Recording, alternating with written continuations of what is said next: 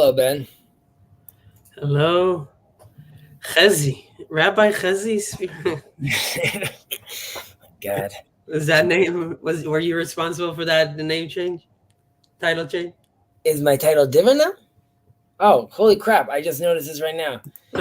He's out of control. No, I'm going to change this right now because I'm not a rabbi. What is going on over here? Edit name. Rabbi Chezi Spiro. Say, it's going to get me in trouble. Crazy person. Jacob. How are you doing, man? I'm good. I'm good. How are you doing? Good, thank God.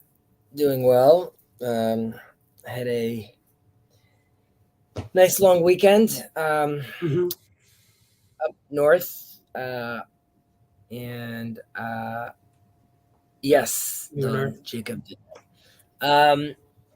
And my twin sister had she had twins, but she also 2 weeks ago, but she also had her daughter's bat mitzvah, her coming of age celebration. So we were up north having a party last night. So that was a lot of fun. It was actually where her wedding was 17 years ago. So her and I had this like big dance that her and I did together. You had a number. Right. So people were requesting that we redo the dance. Yeah. That's fun. So fun being with family, of course. Fun, having a good time, dancing. So that was very, very nice. As the summer continues, what about you? Work okay? Yeah, work okay. Yeah, I also came back from California visiting my wife's family, so that was nice to be with some family. And her brother has his son too is like a 2-year-old, so we were hanging out with the nephew. So it was fun. Where's your son? Where's your wife from? She's from California. I got you. She's like American. Any Israeli background? One of the parents Israeli or something like that? No Israeli.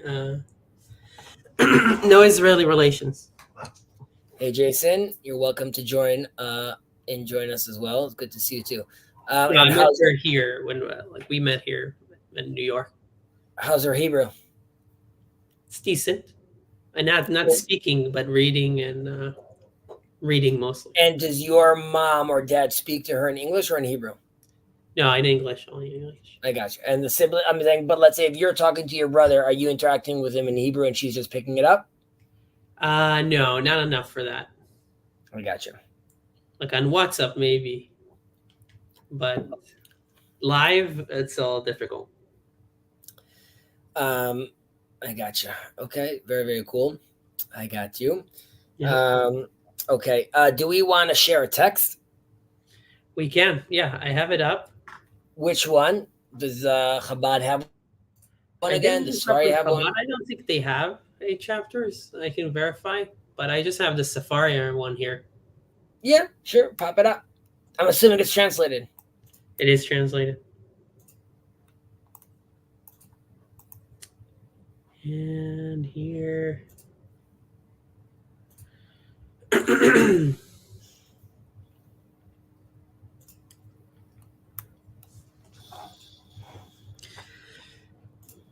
Here we go. Okay.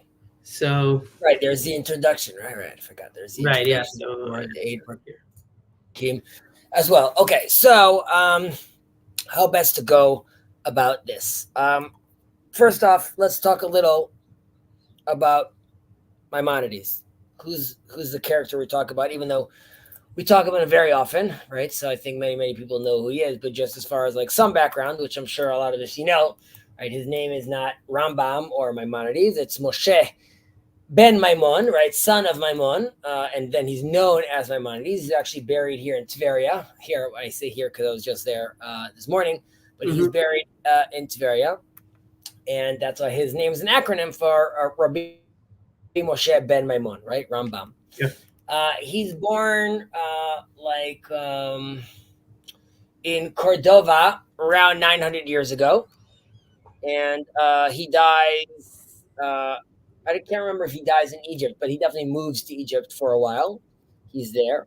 Um, he has a devastating blow to his brother. His brother dies, which really puts him in a deep depression for many, many, many years. Yeah. He obviously is known as a renowned philosopher, medieval philosopher, and a Torah scholar, obviously, but he was also a physician, right? He worked. He was a very famous doctor, and his two most famous works are the Mishnah Torah, right, which is the codex, right? He writes for the Jewish law that Jacob and I often talk to and reference, and this is definitely one of definitely a pillar with regards to Jewish law. And then around 20 years later or so, he comes out with the Guide to the Perplexed, his famous philosophical, work.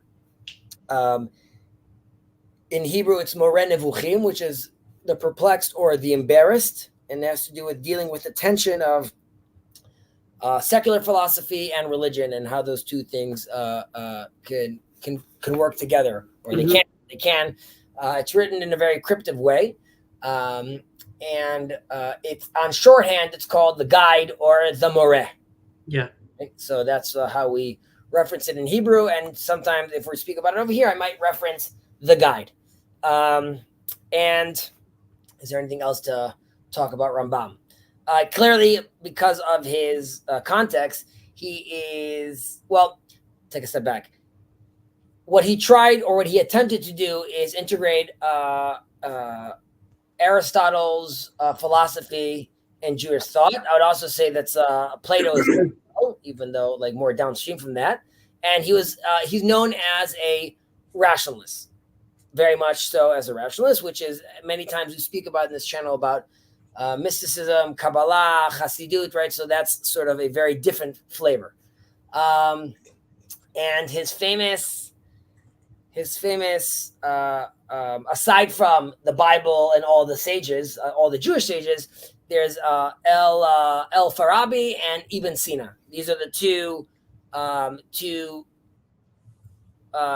Islamic philosophers who clearly influenced him, who he quotes. They also have integrated Greek philosophy, and he's working off of them as well, which is quite interesting. So he was a very renowned man, a philosophical figure, and as we said, definitely a heavy hitter. Mm-hmm. And today we're going to be, and for the next few months, I'm assuming, we're going to be going over his work on the Shemona Prakim, these 8 chapters of Rambam, where he basically it's the undergirding and the philosophical underpinnings of ethics of the fathers, which we've just went through. But we're getting to see on the back end right now sort of how the Rambam, again, specifically the Rambam, viewed this and understood these ideas of morality, specifically with regards to how they manifest in the ethics of our fathers and downstream throughout Jewish law and philosophy. Mm-hmm.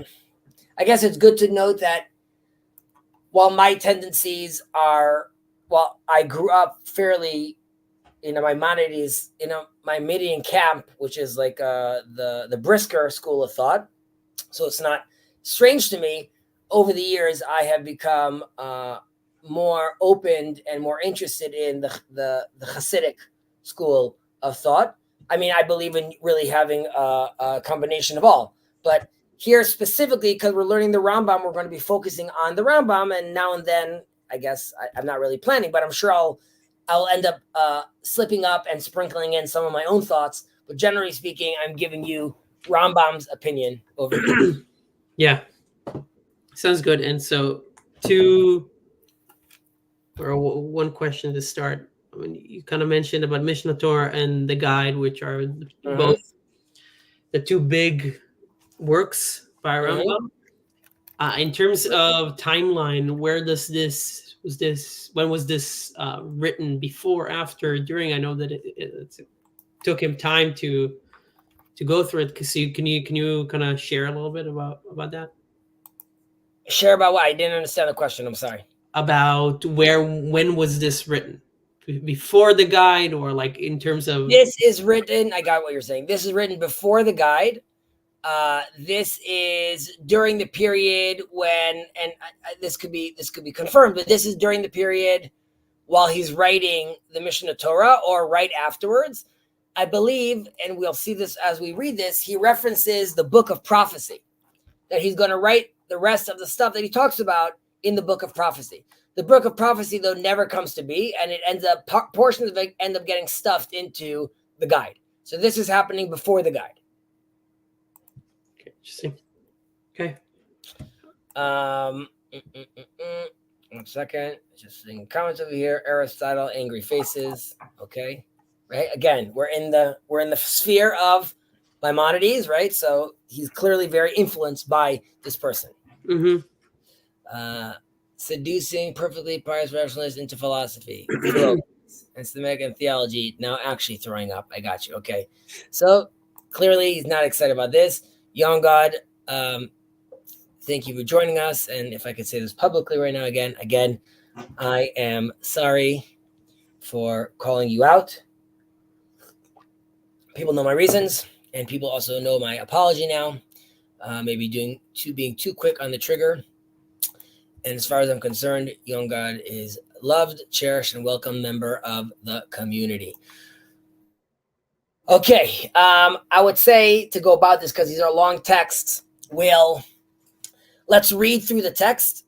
We'll read through it in, I guess, Hebrew. You'll go through a one read in English, and then we'll just sort of free conversation, sort of talk about these topics. Okay, so how about you start with Hebrew with the in English in the introduction, and I'll do in Hebrew, whatever you want.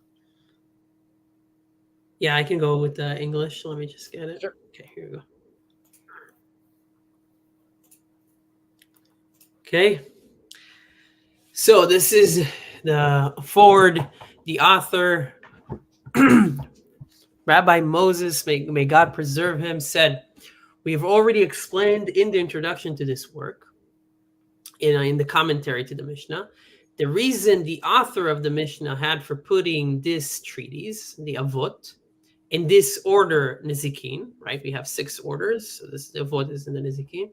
We have also mentioned the great benefit that is to be derived from this treatise, and have promised many times in preceding passages to discuss certain important points at some length, commenting upon it. For although the contents of this treatise seem clear and easy to understand, yet to carry all that it contains is not a simple matter for everybody. Moreover, not all of its contents is intelligible without ample comment. With all that it leads to great perfection and true happiness. For these reasons, I have deemed it advisable here to go into a more lengthy discussions. Besides, our rabbis of blessed memory have said, he who wishes to be saintly, let him practice the teaching of Avot. Now, there is nothing that ranks so high with us as saintliness, unless it be prophecy. And it is saintliness that paves the way to prophecy. As our rabbis of blessed memory said, saintliness leads to holy inspiration. Avodah Zarah. Well, it leads to Ruach HaKodesh, I would believe, in English, in Hebrew. Mm-hmm. Yeah. Saintliness. Yeah, and what is saintliness in Hebrew? What does it say here? Chassidut. Chassidut, yeah. Thus, their words make it clear that putting into practice of the teachings of this tractate leads one to prophecy. Tractate being the tractate of Avot. I shall later expound the truth of this assertion, because upon it depends a number of ethical principles. Further, I deem it fit to preface the commentary on the respective halachot, proper by some useful chapters, from which the reader may learn some basic principles, which may later serve as a key to what I am going to say in the commentary. Know, however, that the ideas presented in these chapters and in the following commentary are not of my own invention. Neither did I think out the explanation contained therein, but I have gleaned them from the words of the wise occurring in the midrashim, in the Talmud, and in other of their works, as well as from the works or the words of the philosophers, ancient and recent, and also from various works of various authors. Right. As one should accept the truth from whatever source it proceeds. It's an important point that Rambam gives. Right, there's going to be, obviously we're going to discuss this, but it's very much the Rambam. Yeah. Sometimes I may give a statement in full, word by word, in the author's own language, but there is no harm in this, and it is not done without the intention of it is not done with the intention of glorifying myself by presenting as my own something that was said by others before me. Since I have just confessed my indebtedness to others, even though I do not say so and so said, which would necessitate useless prolixity or make it verbose. Sometimes, too, the mentioning of the name of the authority drawn upon might lead one who lacks insight to believe that the statement quoted is faulty and wrong in itself because he does not understand it. Therefore, I prefer not to mention the authority, for my intention is only to be of service to the reader and elucidate for him the thoughts hidden in this tractate. I shall now begin the chapters, which, in accordance with my attention, are to serve here as an introduction, which is to consist of 8 chapters. All right, so we just read, right, the intro, the forward, which is already showing how method, like the method that Maimonides had, right, the way he's thinking about these things, really, like, first, like, we didn't even start the conversation, he's already breaking it down to, like, there's going to be keys, there's going to be this, there's going to be that, so it's always fun to see how he would interact with these things. He's basically telling us over here. He starts with like, okay, like the reason why Avot is in this tractate, right? So one is that we have to, and you can see this in the word he has, we have to see this is trusted to the people that had the Masorah, had this information before us, and we respect the ones who had the Masorah before us, right? Like I'm bringing this down to you as part of a service to the reader, so I'm bringing it down for the people that were before me. So that's just like the classic reason why I would do that. Another reason is like he's mentioning us to over here, and it's sort of the people that need this are really the judges. These things are made for the righteous, the most righteous people, and it's sort of in a certain sense, it's telling you it's not. 1 second. Hello, Kirk. Hello. Okay. Any questions, or you've been following? I've been following. Okay. I hope you're doing well. I hope your family's doing well. Out of curiosity, so how many streams do you believe this will take? 17. How many streams do I think this will take? There's 8 chapters. It's for sure going to be at least 2 sessions a chapter. So that's 16. And that was close. I was just giving a guess. Right, I'm saying at least 2, but probably more. So figure it's going to be over. Figure it would be over Hagilad. It would be over like the next 3 months or so, probably. So yeah, about 17, about that range. I'm sorry? So around 17, probably a little bit more. Yeah, something like that. Yeah. Are you already scheduling it in, Kirk? Like to make sure you're not. No, I was just asking because I just want to know, like, when should I come on? Just curious. I got you. Okay. Okay. So the people, right, who need to really know this and act in this kind of, know this kind of behavior and be sensitive to this are really judges, ultimately speaking, right? That Rambam is it's very important for sort of the righteous, and he's sort of talking to the elite off the bat. And it's very, very important for them to be aware of this, of course. Now, we would ask on that comment, which is like, Chezi, how would you saying that it's only important for the judges? Why would it not be important for the layman as well, right? Why is it not important for you or me? And Maimonides' sense is that if you or I are immoral, it sucks, but it doesn't really affect all of society. However, if the judges are corrupt, right, then downstream from there, you basically have chaos, right? So there needs to be, off the bat, this is very important to make sure that people in the positions of power or wield the levers of power need to be acting in a very just and moral way. We could obviously see both in America and in Israel, but other places that that clearly power, we're aware that power corrupts, but it would do good for everyone, both in the American and Israeli governments, to read Pirkei Avot and take these things obviously seriously, because you clearly see these things not manifesting on the ground, and because of that, we are clearly, you could see that you're dealing with a problematic system. And just as an example, just because Gilad is here and he reminds me of it, right? So if you have someone problematic like Itamar Ben-Gvir in charge of your police, right? So his morality is in question, which then puts the position in question, which then downstream, one could argue the way the police are now acting as a body itself is not moral, right? So you could see that's why these things are, so Maimonides is not worried necessarily about cop number one. He's worried about Betzalel Shema. He's worried about Ben-Gvir not being moral. Of course, the cop should also be moral, but the devastation that a corrupt Ben-Gvir could do is much worse than the corrupt individual. So that's why. Where's the source of that? This, I'm just letting you know that this is what the Rambam means when he's talking about, like, it's in the context of, okay, we're going to get there in a moment, but all of this. The whole Shmona Prakim are really all to build the scaffolding for the intellect. Right. And the intellect is something that only far and few between people could actually achieve.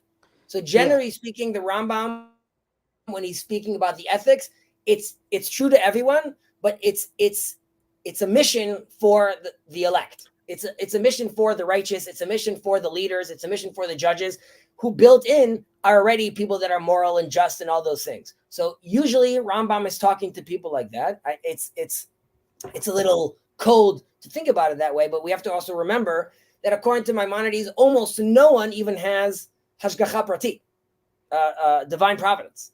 Right? The only person that have divine providence are the people that are fully oriented, that are with their intellect, and that means they're already moral, and that means they're looking at the landscape and understanding what's happening around them in such a way where, using the matrix analogy, they could see the code. And because they could see the code, they could interact in the world in a way which seemingly gives them divine providence, right? Because they're aware of the system. But generally speaking, Rambam is talking to those people. Yeah, what I was gonna say is on that. So do you know who Jean Piaget is? Yes, of course. The child psychologist. Yeah, so I was recently watching some Jordan Peterson lectures about John Piaget and constructivism, and basically what he was saying is that, like, Piaget's idea is that as we progress higher in the dominance hierarchy, the more abstract our thinking has to become. Because, for example, when you're a child, the only thing you interact with is what's right in front of you, the physical phenomena. And then when you're like 6, then you start going to more abstract phenomena and object permanence. And then you go above that, you have like laws of logic. And there's like a chain of hierarchy where the higher up you are in age and in the dominance hierarchy, the more abstract your thinking has to be. And it seems like what you're saying is the people with the most power, the judges, the politicians, the political leaders, etc., have to have this, the most abstract, like the broadest span of knowledge about these issues. Or am I misunderstanding? Right. We'll get into later on, like, where we could go off the reservation with being too abstract. But your point, I hear your point, and it's a good point. Yeah. I'll just mention that in the guide, in the Morad, the Guide to the Perplexed, there too, the Rambam in this, very much in his style, talks about how the leader needs to be also very measured. Right. He can't be too compassionate. He can't have too little of compassion. right? As in the judge needs to be, and this is why I go back to the judge, because the figure he is always articulating is this person that is moral and knows how to judge. And it's if someone comes into the courtroom and she's crying, he knows to be blind to the crying, because that is going to cloud his judgment, right? He's here to be the rational intellect, and again, the intellect is ultimately connecting to the divine. And in the Kuzari, even we also see how the ruler, the manhig, is the chassid, right? It's someone that is fully integrated and needs to be this person. So again, Ben, to your question, it's we all want to be the person of Pirkei Avot, right? We all know, obviously, that we all fall short from that. So again, the guide is for everyone to attempt and try, but there are people that must take these things on and must act in this way. Right. Yeah. I mean, this is a question that comes up. And when I'm reading Mesilat Yesharim, the path of the righteous, as the Ramchal, it's the same question as rises there by different people in terms of like what is, like, if we can't reach these levels, what is the use of doing it? And is it counterproductive to read about something that will be impossible for you to attain? I mean, that is a bigger conversation. Obviously, there's trade-offs here. Yeah, that's the big difference. One of the biggest difference between the Kabbalists and Maimonides, right, being a rationalist, which is, according to Maimonides, the fools or the wicked are, their soul is basically, it's done. It's a one shot. It's over. According to the mystics, right, it's all emanating, like the divine spark is always divine. It can't disappear, and it connects through different hishtalshuliyot, ultimately back to the source. But according to Maimonides, that ends, and like it doesn't continue on afterwards. So yeah, so it's two very different schools of thought. If someone wants to know more about if Maimonides had a mystical tendency, I recommend them watching the series of Seekers of Unity. But just in general, as we read through the Akdama, it also seems that the Rambam really understands that that the core principles of morality are really embedded in like a legal system as well, and that allows you to take abstract moral values and into like enforceable rules, how you actually do these things. And then we also see in Pirkei Avot, a lot of these things are actually broken down into how you act, right? So again, we're taking the abstract and we're actually making it forceful for people to understand what they're supposed to do. Cool. By the way, I have, this is not as magical as the other book. Yeah, sure. But it's saying what you're saying, so that's it's saying what I'm saying. Yeah. Okay. At least in any moment when I'm off the reservation, call me out. Yeah. Okay. So I'm just reading down it. You know what? I don't want you to make you keep on switching this text. Let me just get a text of my own. No, where's my Shemana Prakim? Here. Sorry. So, I just wanted to say, please. One small thing.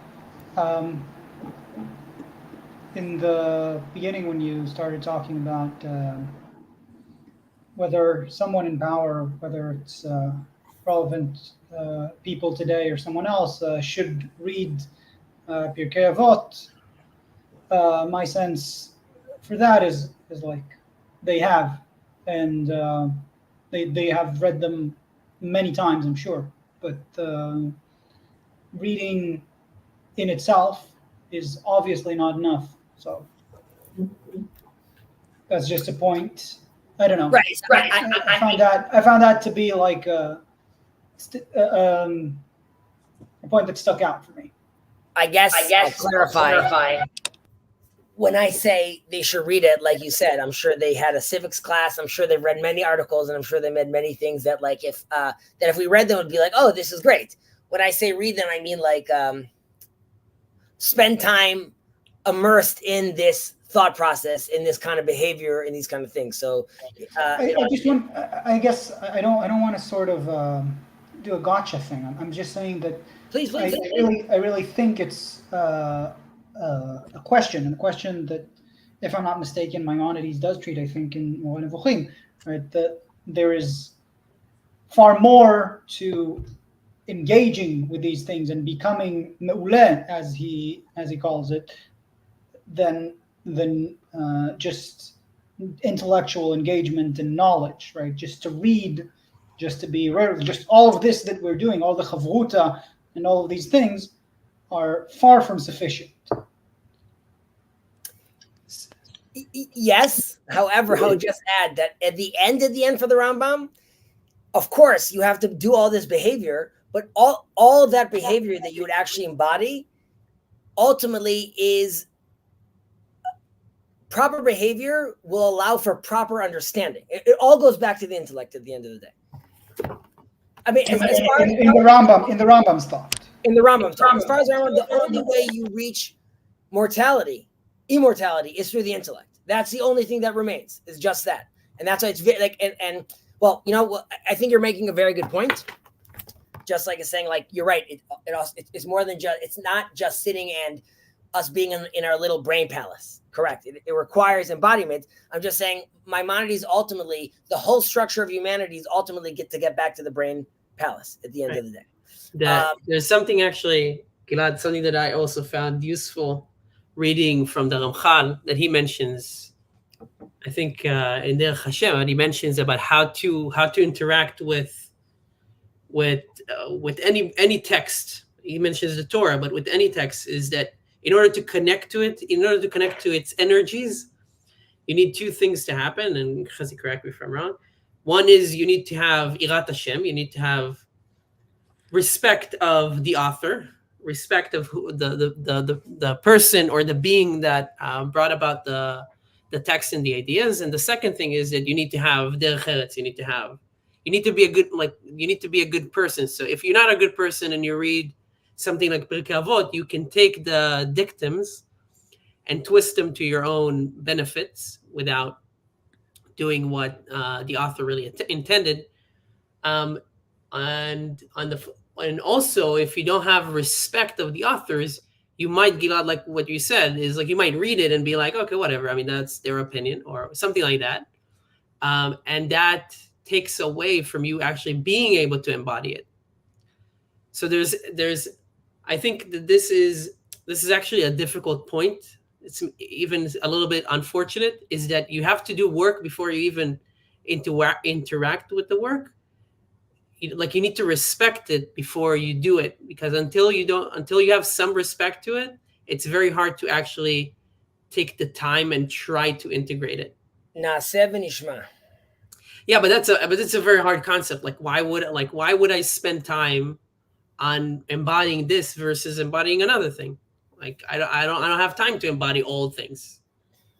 I mean, this is what the midrash, in a certain sense, is trying to articulate when it says that Nachshon ben Aminadab jumped into the water before it opened up, right? Which, in a sense, was, I mean, obviously that's also like, you know, a leap of faith, literally, but also the sense of like, I need to participate in it for it actually to happen. For the water to split, I need to act. I'm putting aside the metaphysical elements of that, obviously.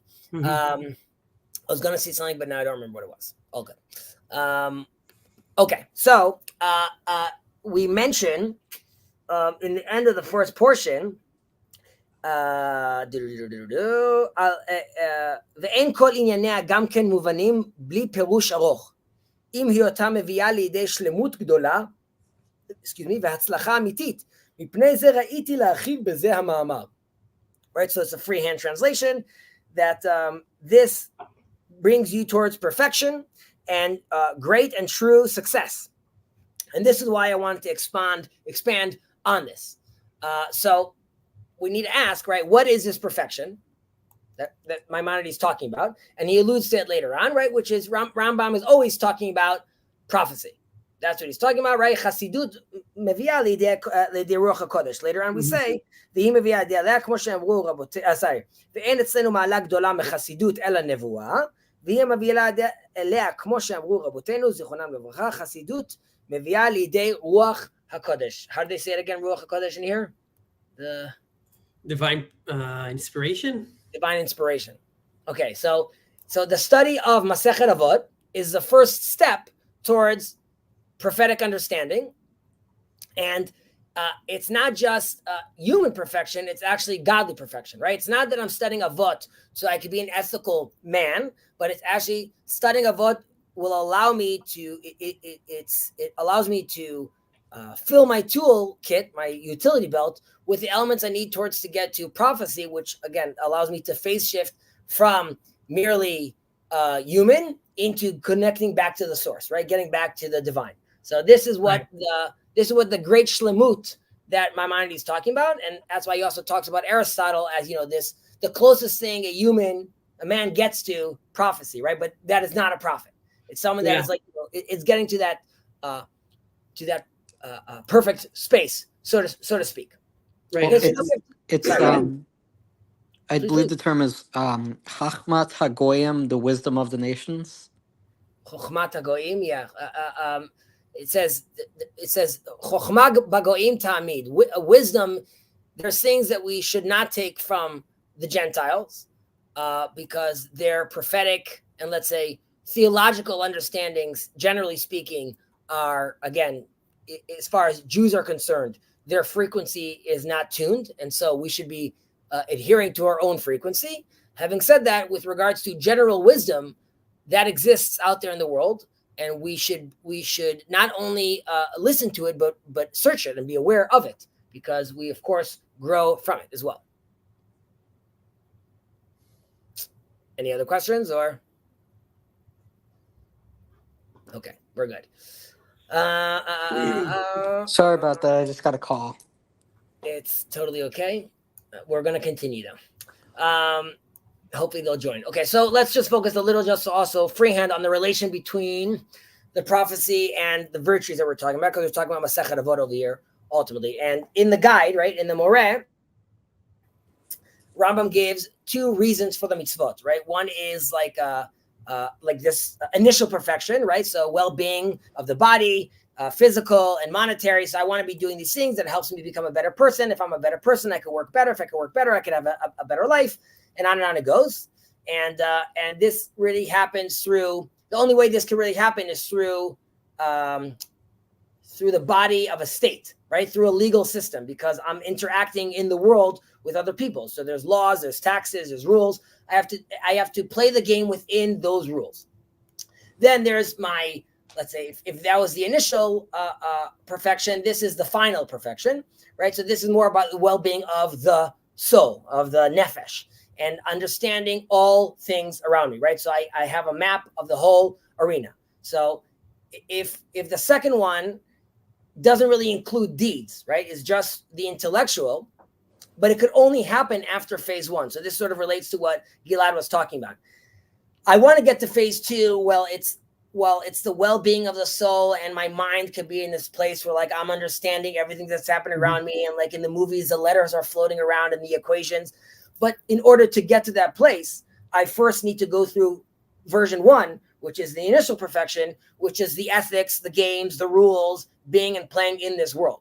So I first have to win this realm, and then I can take it on to the next stage. And to your point, Gilad, what we could even understand with our brains is really only phase number one. And that's why that's the only place we're really interacting in. So I could talk about we're only studying this on the intellect, but everyone over here is really not sure even what that means, right? So there's a place we want to build too, but obviously on the ground, it manifests in, yes, being polite, being nice, being righteous, being a chassid, wanting to do all those things. And in that sense, it really seems that the virtues, right, are really a means to an end, right? And they're there to achieve this super intellectual level or this super intellectual status. However, right, the term of, let's say, asiyat chesed and mishpat and tzedakah, right, olam chesed yibaneh, the things we want to do, is how I mimic God when I get to phase two. So be with me for a second again. These virtues, they're sort of hollow in a certain sense. I have to participate in them so they could have meaning. That meaning allows me to phase shift to phase two. Then at phase two, I could recognize that through phase one, I was actually mimicking God. Wait, so how are they really hollow? Like, is Gemilut Chesed is charity? It's not hollow. It's not hollow. You're getting the sachar from it. All that's happening. forget the sechar though. I mean, they have a benefit on their own. Giving charity has a benefit. Well, Yeah. So I'm with you. So doing charity has benefit on its own, has benefit to the people receiving it, and also has benefit to the people doing it. right. Stage one. Stage two, once you realize the true essence of netinat chesed and doing all that, in that sense, only when you're in that level are you actually manifesting the netinat chesed that like God talks about of ma'ani rachum afatarachum, right? To getting to the place where you could actually manifest, or we're jumping to the end, but it's required. Okay, so another difference between the Kabbalists and the rationalists, or Maimonides. So the Kabbalists Maimonides reads that the Hasidim in the world to come there's Ktarim al Roshehem v'ne'anim mezivas hashchina. For him, it's only about the intellect. So that whole experience of them appreciating what has happened and basking in God's glory only happens in the intellectual level.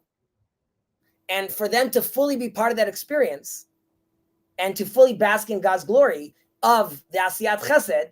So again, it requires you to, when I said shell, is because it's not fully complete. Mm-hmm. There's a way that you're doing Chesed in this plane of existence that you're only doing through your lower levels of your nefesh.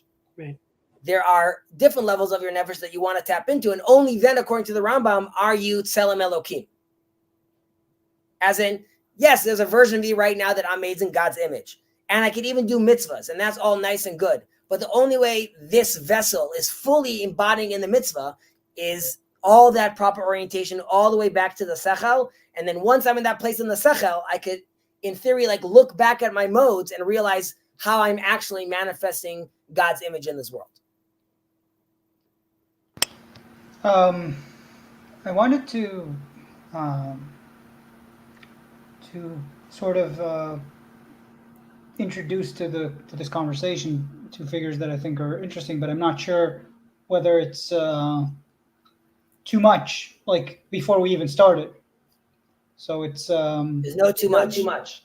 I think it's Levinas on one hand and Plato on the other hand. So I'll start with the latter, which comes to what you were saying, Ben. With, like, whether the virtues are hollow or they have value within themselves.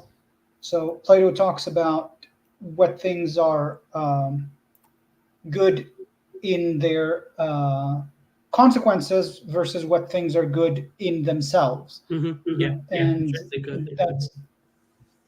That's the difference between when he talks about the difference between appearance and reality. And Plato is very much with the parable of the cave, right? You want to get towards reality and see through appearances, but there's an essential point that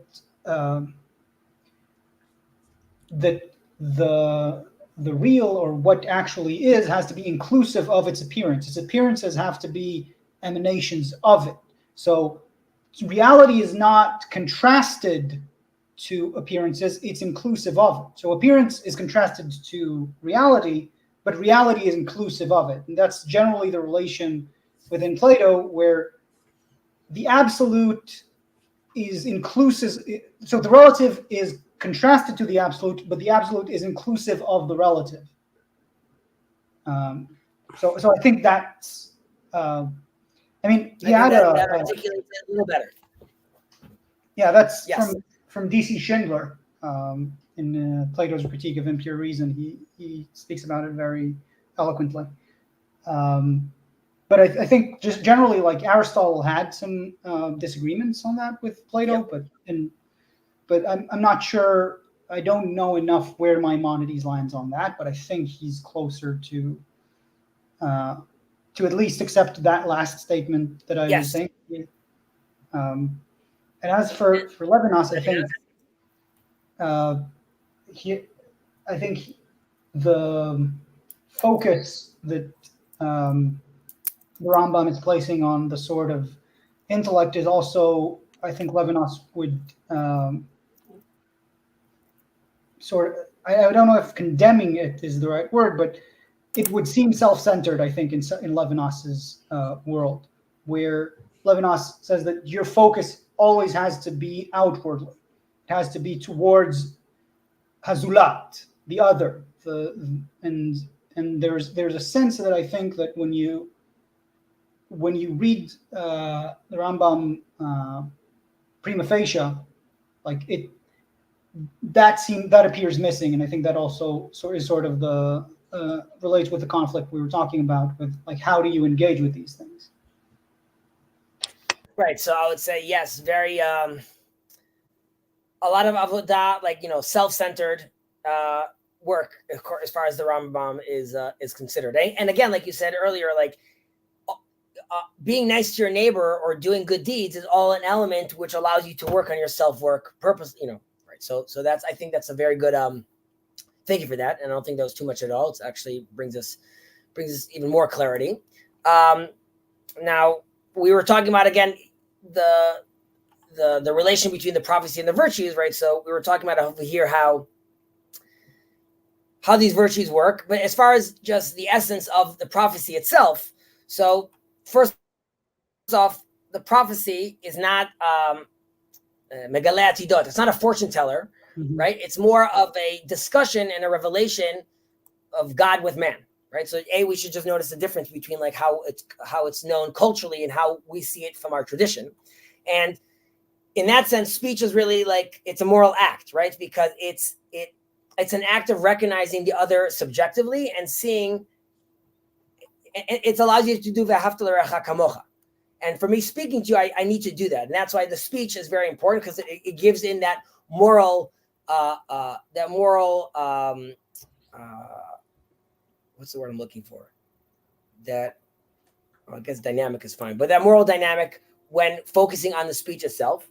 And God speaking is really speaking to us through revelation is really a continuous act of creation, right? Which if God starts with speaking, and God is reaching out to the person, and as a person, right? He's talking out to him, which is also why God could also refuse to speaking to someone that reaches a prophetic level. So unlike the philosophers who are really, the God they reach is like the arenic God and not the agentic God.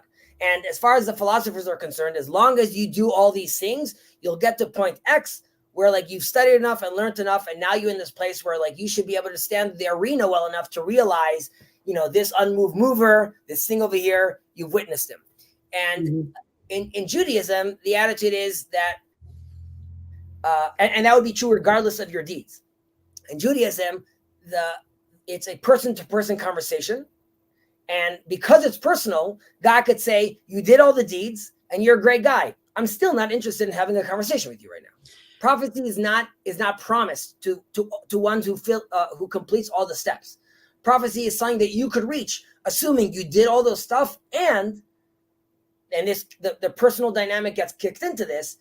There's a wanting for a conversation to happen as well. Obviously, what that conversation looks like and what does God want, these are obviously loose categories. But the idea is that focusing on speech and revelation and its moral element is what I think is noteworthy, that God is looking to have a conversation with us, but that's also why, according to Maimonides, he could avoid having a conversation with us as well. And without speech, right? Ultimately, man has this existential loneliness, right? There's no conversation going on at all. There's no meaning. And that's why, again, in the dibur, in the revelation, packed inside that concept is also a lot of meaning, a lot of meaning as well. And in a Olam Tukan, in a fixed world, a properly oriented world, prophecy is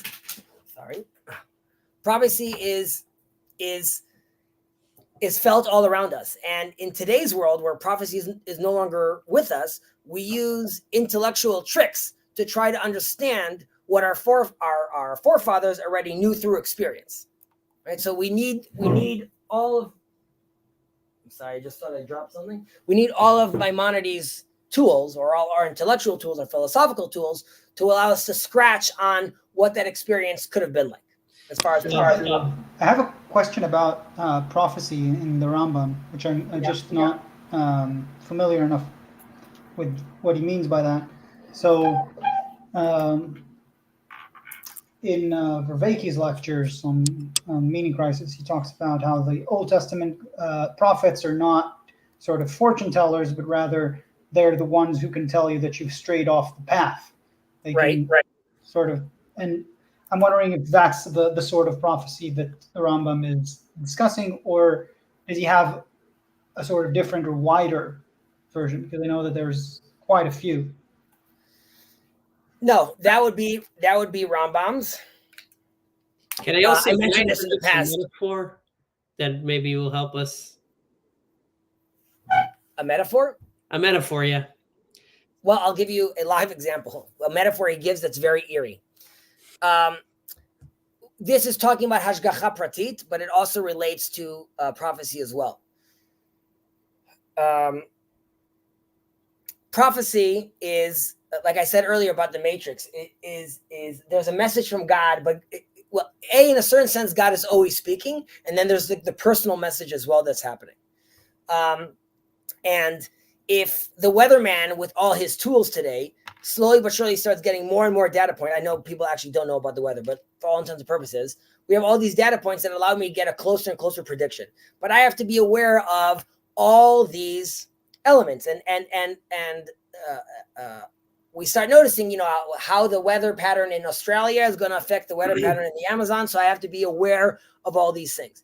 And if I'm aware of all these things, and sometimes to be aware of these things, it requires me to be a righteous person, to work hard. So there's also stages to allow me to even open up my eyes or get the right glasses. But assuming I have the right glasses on, then I could see the full picture. I could hear God speaking to me. And because of that, I also know what God wants of me, and I know how to act in this world. I would also know how to give people advice and say, like, hey, be careful of that. Now, Maimonides gives an example of how it would be silly to think how, unfortunately, many religious people and even Jews think, I'm going to say this tractate, I'm going to say this verse in Psalms, and now my grandma's cancer is going to go away, right? So, like, that's very much not how it works. And he says, you can't expect a guy getting on a boat and there's going to be a storm that God's now going to change the storm and the guy's going to be okay. Someone with prophetic abilities would be aware of the matrix in front of him and know, hey, now's not the right time to get on this boat. And he would feel that. But it's far and few between are the people that could actually do that. And why this is eerie is because the way Maimonides' brother dies is on a shipwreck, on a boat. And it's as if to say, like, my brother, who was obviously also like a very wise man, he didn't have divine prophecy either. He didn't have the prophetic ability. He couldn't see this. He couldn't see this coming, and he didn't read it. And that's why, unlike the mystical traditions, where, like, at every moment everything's changing, right? That's very much not like Rambam. He goes. We also touch upon it in this chapter, but he'll go as far and say, according to Aristotle, well, he mentions on later on about the midabrim, the people that speak, and this relates to the kalam, the Arabs that were speaking, how he says they misunderstood, how they missed the mark with their understanding their relationship with God. And one of the reasons is because they defy Aristotle's teachings of, there's some things that could be, there's some things that are, and there's some things that can't be. And their attitude was everything can happen, anything's possible. And as far as Maimonides is concerned, everything is possible within God. But once God is playing with the realm that he's built, he has to play by the rules as well. Nothing new can happen. God can't, he gives, I think, an example of the triangle, right? God can't create a triangle where, like, that the sides are not more than 180 degrees. You can't correct. Correct. It's because you can't. God is limited in his own realm. Now, the Kabbalist would argue that the Muslims, the Kalam that got it wrong, they only got it partially wrong, right? They were getting as close as they can to the source, because the source is what occurs before this reality, right? If you want to call it before the inflation theory, what's before. So yes, everything is possible, but it depends at what level of reality you're judging them, right? According to Maimonides, the game we're playing right now called this universe, this world, then God is bound by the rules that he instituted as well. So in that sense, prophecy wouldn't be you finding like a loophole in the system. Rather, it's a much better understanding and reading of the system. Yeah. Do you know what the YouTube channel Hiddebrute? I'm sorry? Do you know the YouTube channel Hiddebrute? No. Hidabrut. Yes. I don't know the YouTube channel. I know of it. Okay. So I was watching a video and I watched this because Jacob was reacting to it from Hiddebrute, where it was Rabbi Yitzhak Baton, Rabbi David Gottlieb, and a couple of other very prominent rabbis in the Haredi world who were prominently criticizing Rabbi Yosef Mizrachi and Yoron Reuven, because they were basically calling Manos Friedman a heretic for saying God needs us. And what David Gottlieb was saying was that God does not need human beings by his essence, but it's like a chess game. So when you play chess, you're confined to the rules of chess, but you don't have to play.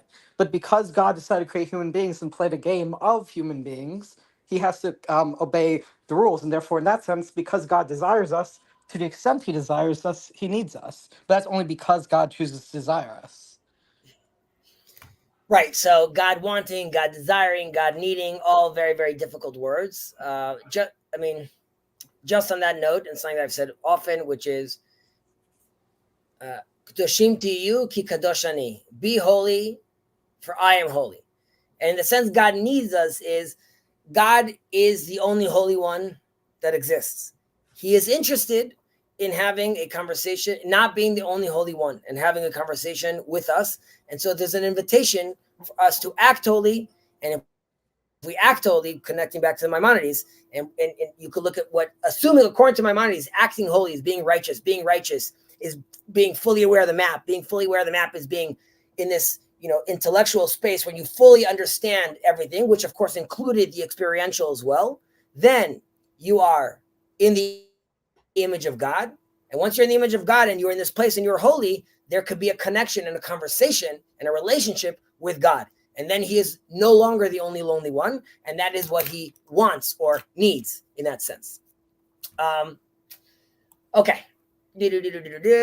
Okay. And so we spoke about that. Okay. So now just going to the sources, and I think Ben will end on we'll finish the Hakdama before we go into chapter 1, which will continue, I guess, next week.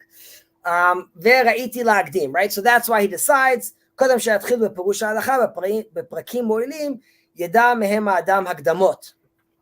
So he goes through about where he's getting his sources from, right? So since Rambam believes that morality is universal, right? He gives us 3 different sources.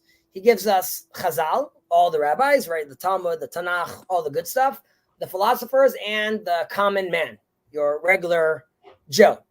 And he goes to his famous line, "Hear the truth from he who speaks it." What is the exact translation in English? For which one? V'shama ha'emet mimi she'amro. Shema emet. Let's see. I'm saying hear the truth from he who speaks it, but I just want to know if there's a better way to say it.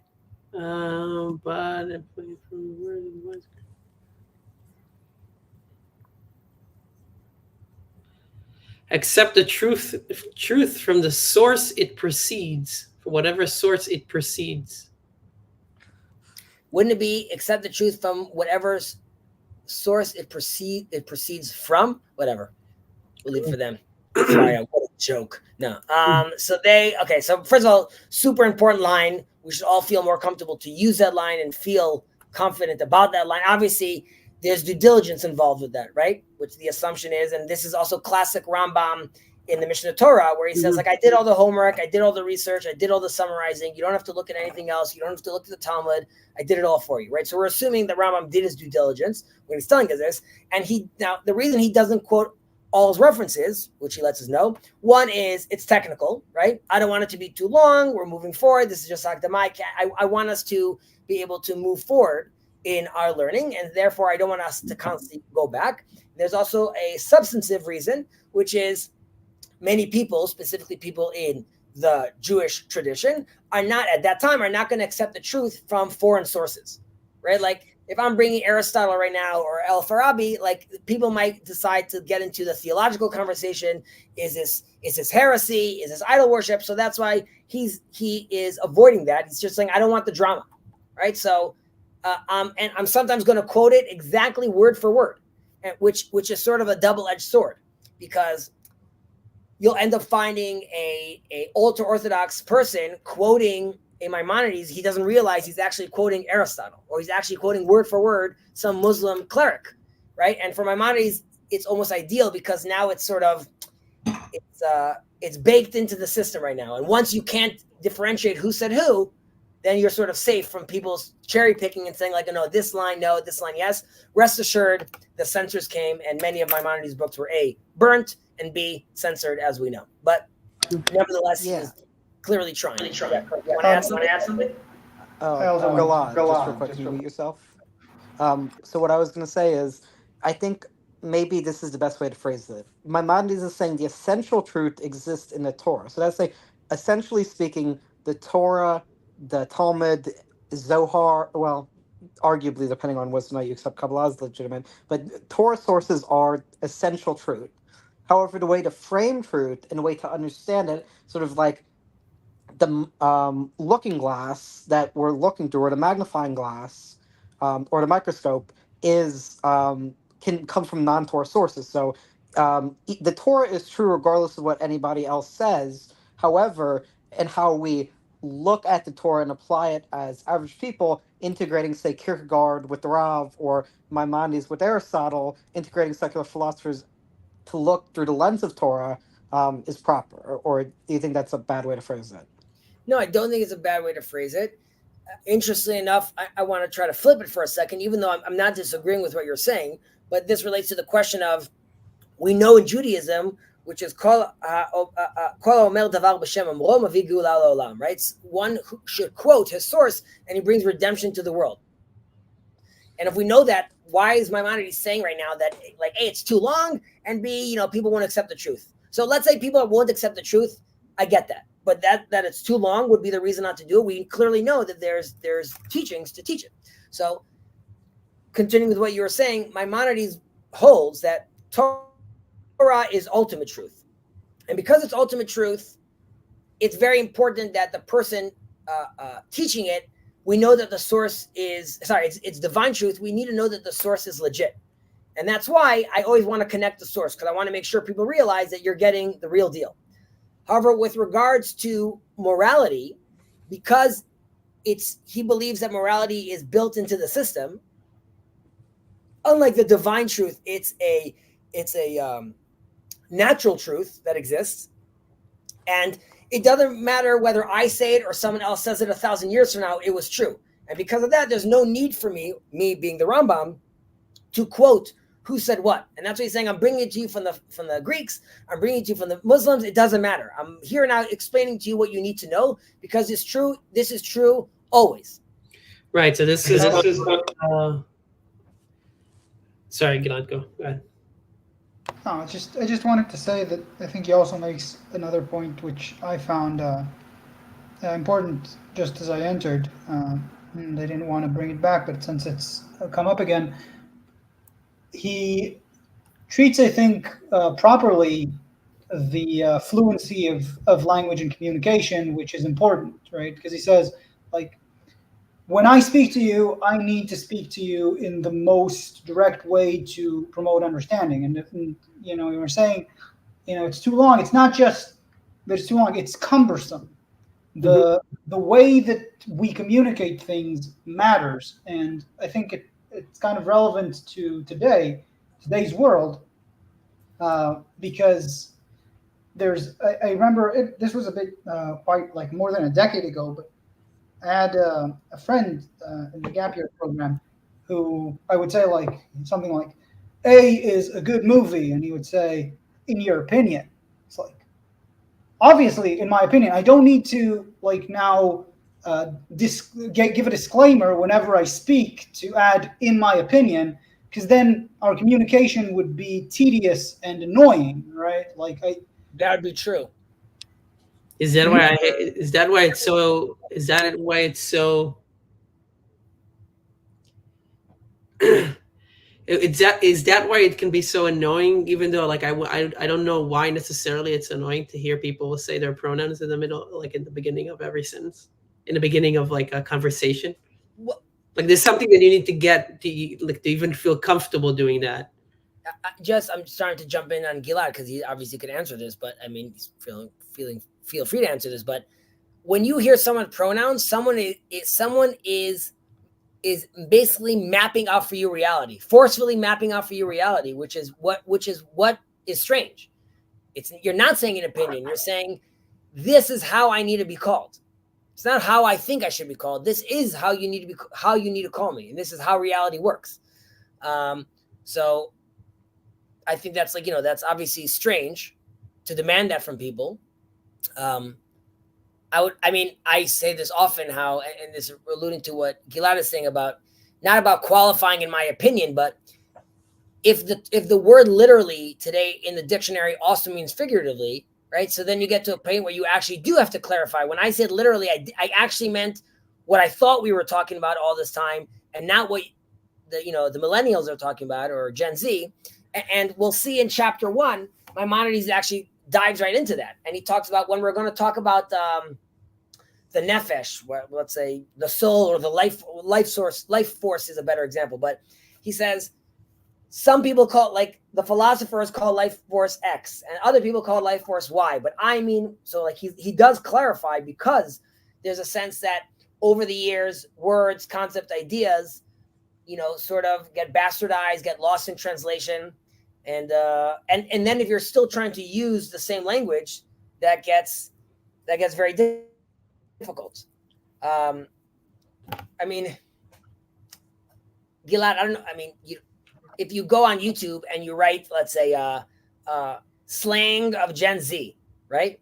Now, this is true about the slang that we've had, but like you realize that as words start get reappropriated, you can find yourself being lost in a conversation. Like, I speak English and I'm only like 10 years older than this person, and I have no idea what's flying. I can't communicate with you.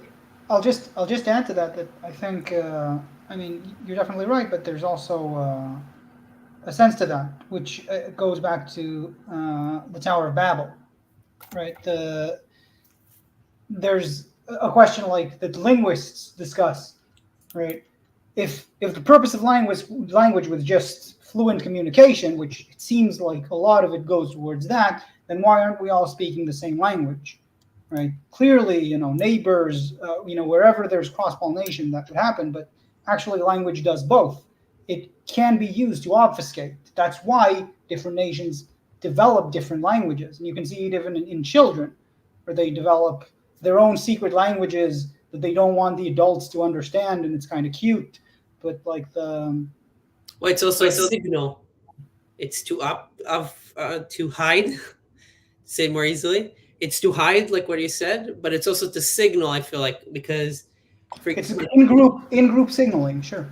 Yeah, like signal over, like, it's an extra effort kind of thing. I mean, the only metaphor that might sound cutesy for me that I can think of, or the example, is that, like, my wife doesn't necessarily know Hebrew too much, but if I tell her that I love her in Hebrew, just because I put the effort into it, or just because it's something that's slightly unique, that's going to mean more to her. It's going to kind of be more cute to her if I say it in Hebrew than I say it in English. So it's a hiding, but then it's actually a signaling. It's like an extra effort thing. I think so, and I think it's also why Israelis get Chinese letters, on tattoos, and people abroad would get just like words in Hebrew tattooed. And like for me, you read someone with some words in Hebrew that they don't understand. It's really weird because it's your language. And I guess it's the same for the Chinese who watch someone who got some wrong character in some cheap tattoo parlor, and it means something, instead of wisdom, it means something like barbecue or something like that. So the Tower of Babel, like you mentioned, Gilad, that when it says Va'aretz safa achat dvarim achadim, right? And there's a sense over there which is everything was concretized, and it was what it was, and like you're saying about in-group, out-group, there's one group, and you are a mason and you are a builder, and like everyone was doing what they're doing, and you could assume also terminology was also very very condensed. And the midrash says, like, the midrash gives us an example where like there was confusion, where suddenly, one wanted a hammer and he didn't understand what he wanted, and like, he dropped the hammer on his head. That's like the little kid's story of like it didn't work out. And there's a sense, let's say they did all speak differently, a different language magically. Let's say that happened. I could still look at you and be like, give me hammer, right? Like, why did like the whole operation fall apart? Because it's not that just like words meant different things. Now, Joe the Mason suddenly decides, I don't want to be a Mason. That's not who I am anymore. Like, and there's a sense of like, it's not just a language. It's just like your categories don't fit me anymore. And then there's like, right. So everyone breaks out. In Zephaniah, when it talks about that we all come to the temple in one accord and in pure speech, I believe this is the rectification of that, which is, it doesn't mean we go back to one language. Means we go back to the multiple languages that we have, but we understand each other and we can actually speak to each other. And I just want to comment and relate that to what Young God is asking over here, because this is, for all intents and purposes, a Jewish stream. So chosen. So I've said this, which is Zgula. One of the interpretations of Zgula is Mesugalut. What are you capable of? And I want to use also an example of color. If every nation is the chosen nation. They see themselves as chosen. And they have actually all been chosen and selected to be mesugal, to be capable of doing things. And I give an example of how, like, the Russians are great at math and logic games. And you could go on and on the list of people, and they all come with their bouquet. They all come with their color that they could do. The chosenness of the people of Israel is that they have no color. It's see-through, and we are not capable of one thing. We allow, if you look at light breaking through the glass prism, and it shows different colors, we allow the other nations of the world to shine through us to achieve pure speech. That is what we're special about. So it allows the Hindu to represent his Hindu through a Jewish perspective to God. The Muslim, the Christian, I understand this could sound to some people off-putting. That's fine. But I would just say its chosenness is not in genetics. Its chosenness is not in that the individuals is more holy. The chosenness is in a vessel that allows to assist the other nations of the world. So by that, we mean chosenness, young God. And I could just connected it to the Babel thing, which is we are the Google Translate in that sense, right? We're welcoming everyone to come and then allow for the conversation to be a pure speech, assuming we are the ones that could purify it. Please God, when we're doing much better. One more thing about the Tower of Babel thing. I see Ben also wants to talk, so sorry for also grabbing the mic too much.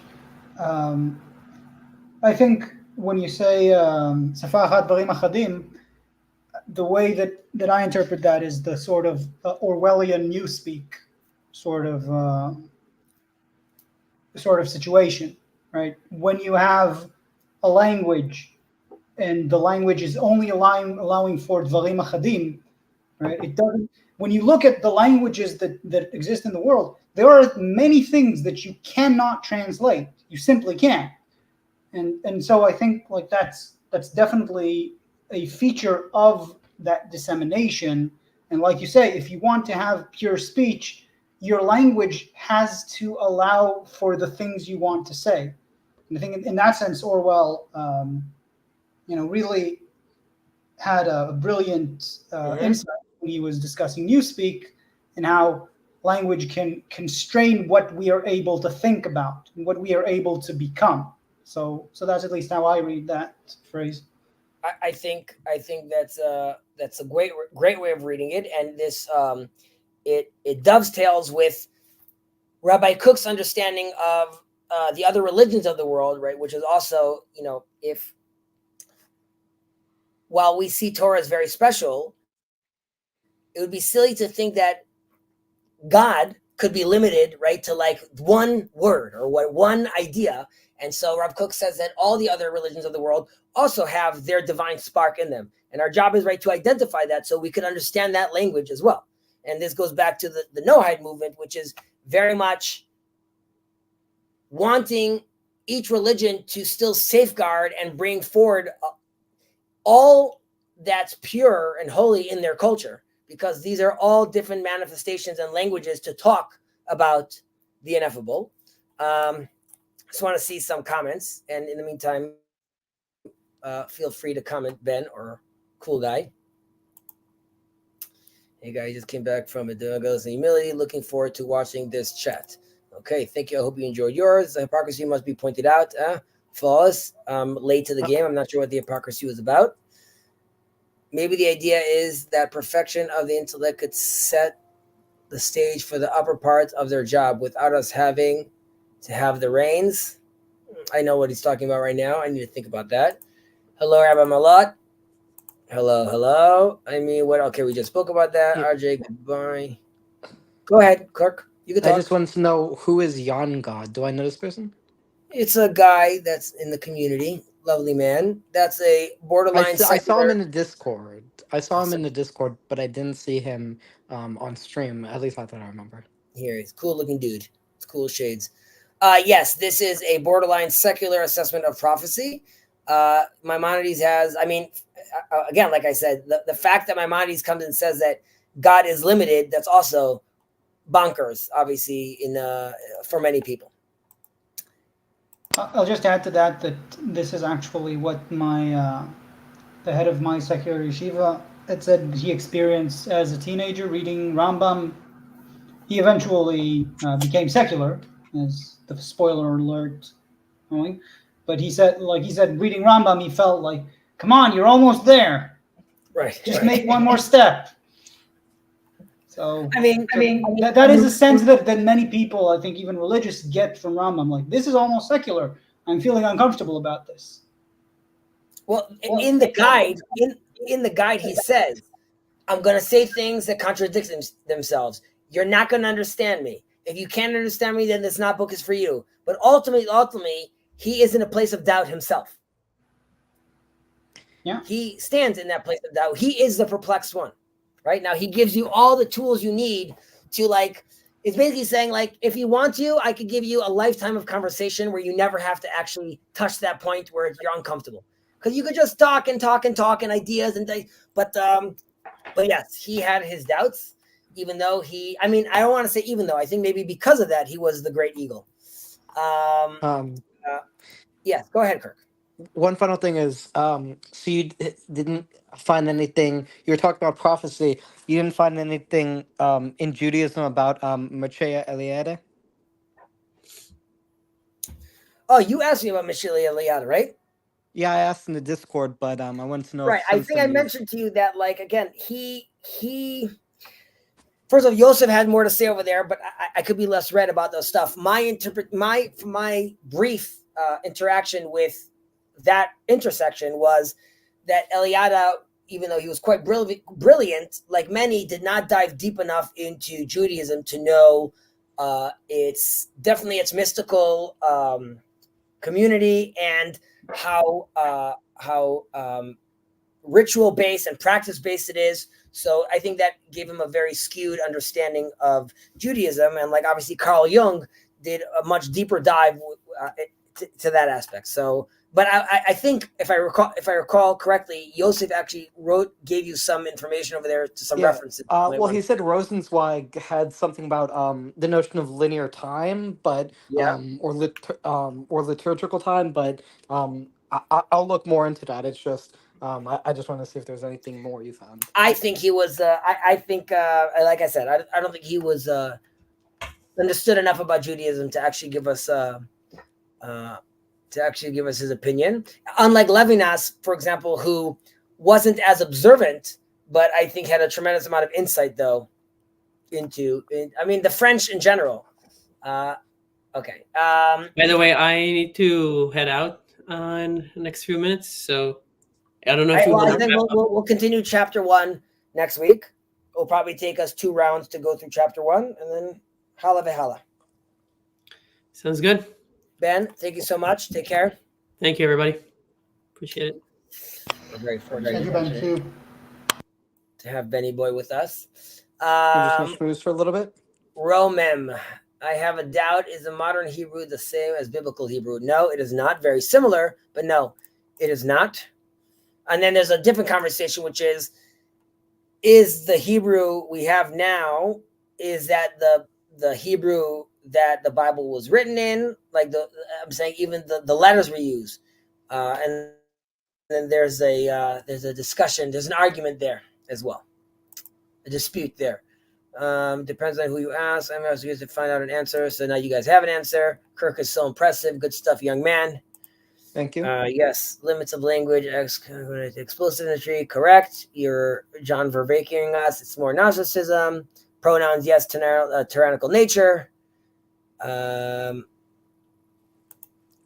If in a world of doing, saying isn't showing. In a world of doing, saying isn't showing. So I think he's saying beliefs isn't the same as actualizing, or I mean, that's why we have Na'aseh v'nishma, right? We will do and we will listen, right? So the sense is we're first acting and then we're going to hear the conversation. However, we also have metoch shelo lishma ba lishma, right? Doing something not for its own good, doing something not for its own sake, and doing it for ulterior motives will allow you, hopefully, to actually get into the rhythm of doing it for the right reason, right? So we can see that when going to the gym, I want to go to the gym, keep on going to the gym, and 5 months into it, you realize you're going to the gym all the time, and you're actually doing it for the right purpose. Casual. Hi, everyone. Hope you're doing well. Yeah. What is this? How does one say microprocessor in Hebrew? Ma'abed, right? is Processor ma'abed, so he said mikro ma'abed. I don't know why that's especially important. I think he's just generally asking, but is a microprocessor a mikro ma'abed, or is it just ma'abed? You would call a processor ma'abed, and you would call a microprocessor probably also ma'abed. Right, You exactly. wouldn't add micro to it, right? I give an example in Hebrew. You have, well, in English, you have a hot air balloon, you have a bullet, you have a pill, and you have a ball. And in Hebrew, it's kadul, kadul, kadul, kadul polech, right? So we're a lot more limited with our words. And we wouldn't add ikra, amen, Dugan. Yeah. Dugan's pinch. Yeah, right. Okay, what is this? The question had to do with translation of the Tower of Babel because of also language. C++ is a language. Java is a language. So many unspoken as a language exists. Yeah, but Python, I would argue, isn't a language. Python is a new language, which is a derivative of it. Like I'm saying, you're taking English letters, well, not all places, but even C++, you're taking numerals, you're taking shapes that existed as something else and reappropriating them, reusing them for a different language. I wanted actually to respond to a previous message of Yon God, if that's okay. Sorry to cut you off, but you were saying about how Rambam was talking about not everything is possible. You should, or talking about Aristotle saying that not everything is possible. And Yon God responded with, goodbye quantum mechanics, you had a good run. So since I'm studying quantum mechanics, I would just say that quantum mechanics is certainly a theory in which many things are not possible. So there's a lot of, it does not contradict the idea that some things are possible and some things are not. And there's a lot of what you would call in German Feuillestücks. There's a lot of misconceptions about quantum mechanics. Specifically about the wave function, right? Thinking that it's a particle or wave and it could be both, so that means it's all spooky. What people think, what people think generally is that something like the multiple worlds interpretation, where Sure. at every point where anything could have happened, then all of those things actually happen, and the wave function represents all of them. But I'm just like the important thing to note here is, for one, there is no probability that an electron becomes a photon or a proton, right? Like that's not like a thing that can happen. So within quantum mechanics, there are certainly things that are not possible. And people tend to have this idea that, okay, so this, I don't know, explains free will or something like that. But like generally speaking, whatever the statistics of an event are, according to quantum mechanics, if you measure, they're going to divide themselves by those statistics. So you can say, well, a single event could be decided by my mind or by God or by will, whatever it is. But like, you know, at the large numbers, it has to come down to the exact statistics that we know it will come down to by the equations. So like, once you average out a bit, it's very deterministic. It's only not deterministic in the very, single event cases. Where the magic is.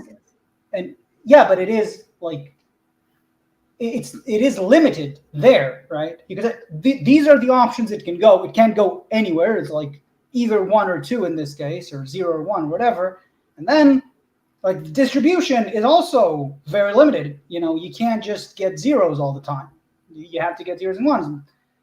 I don't know. I'm just, I guess I have a full stomach on misconceptions. People using quantum mechanics to, I mean, you could use it for anything you want, really.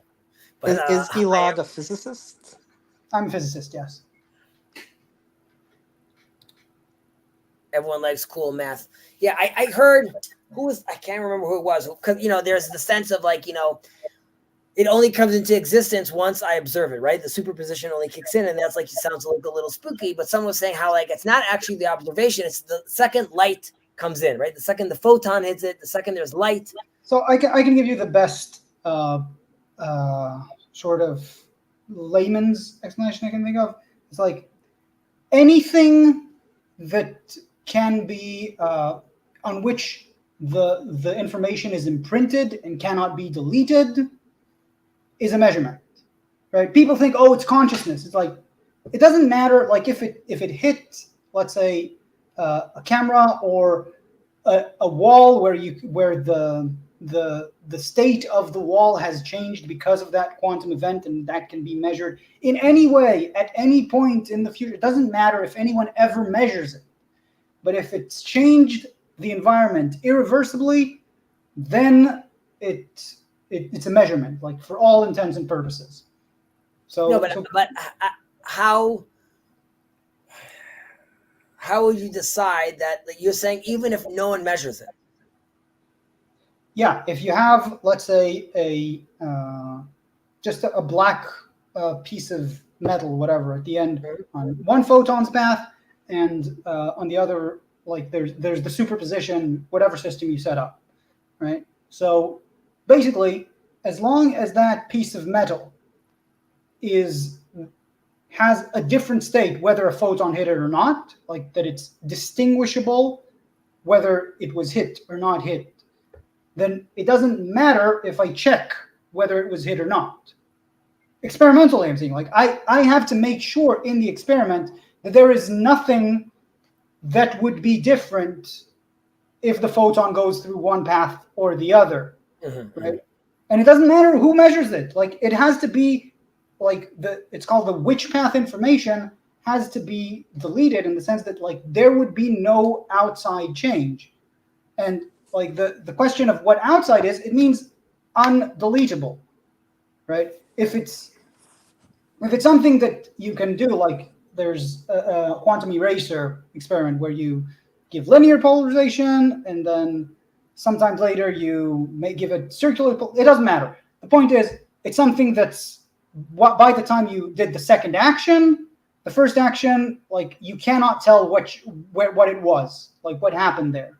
There are certain actions that you can do that just don't disclose the information of which path the photon took, and there are certain actions that do, and so that's generally how the experiments work.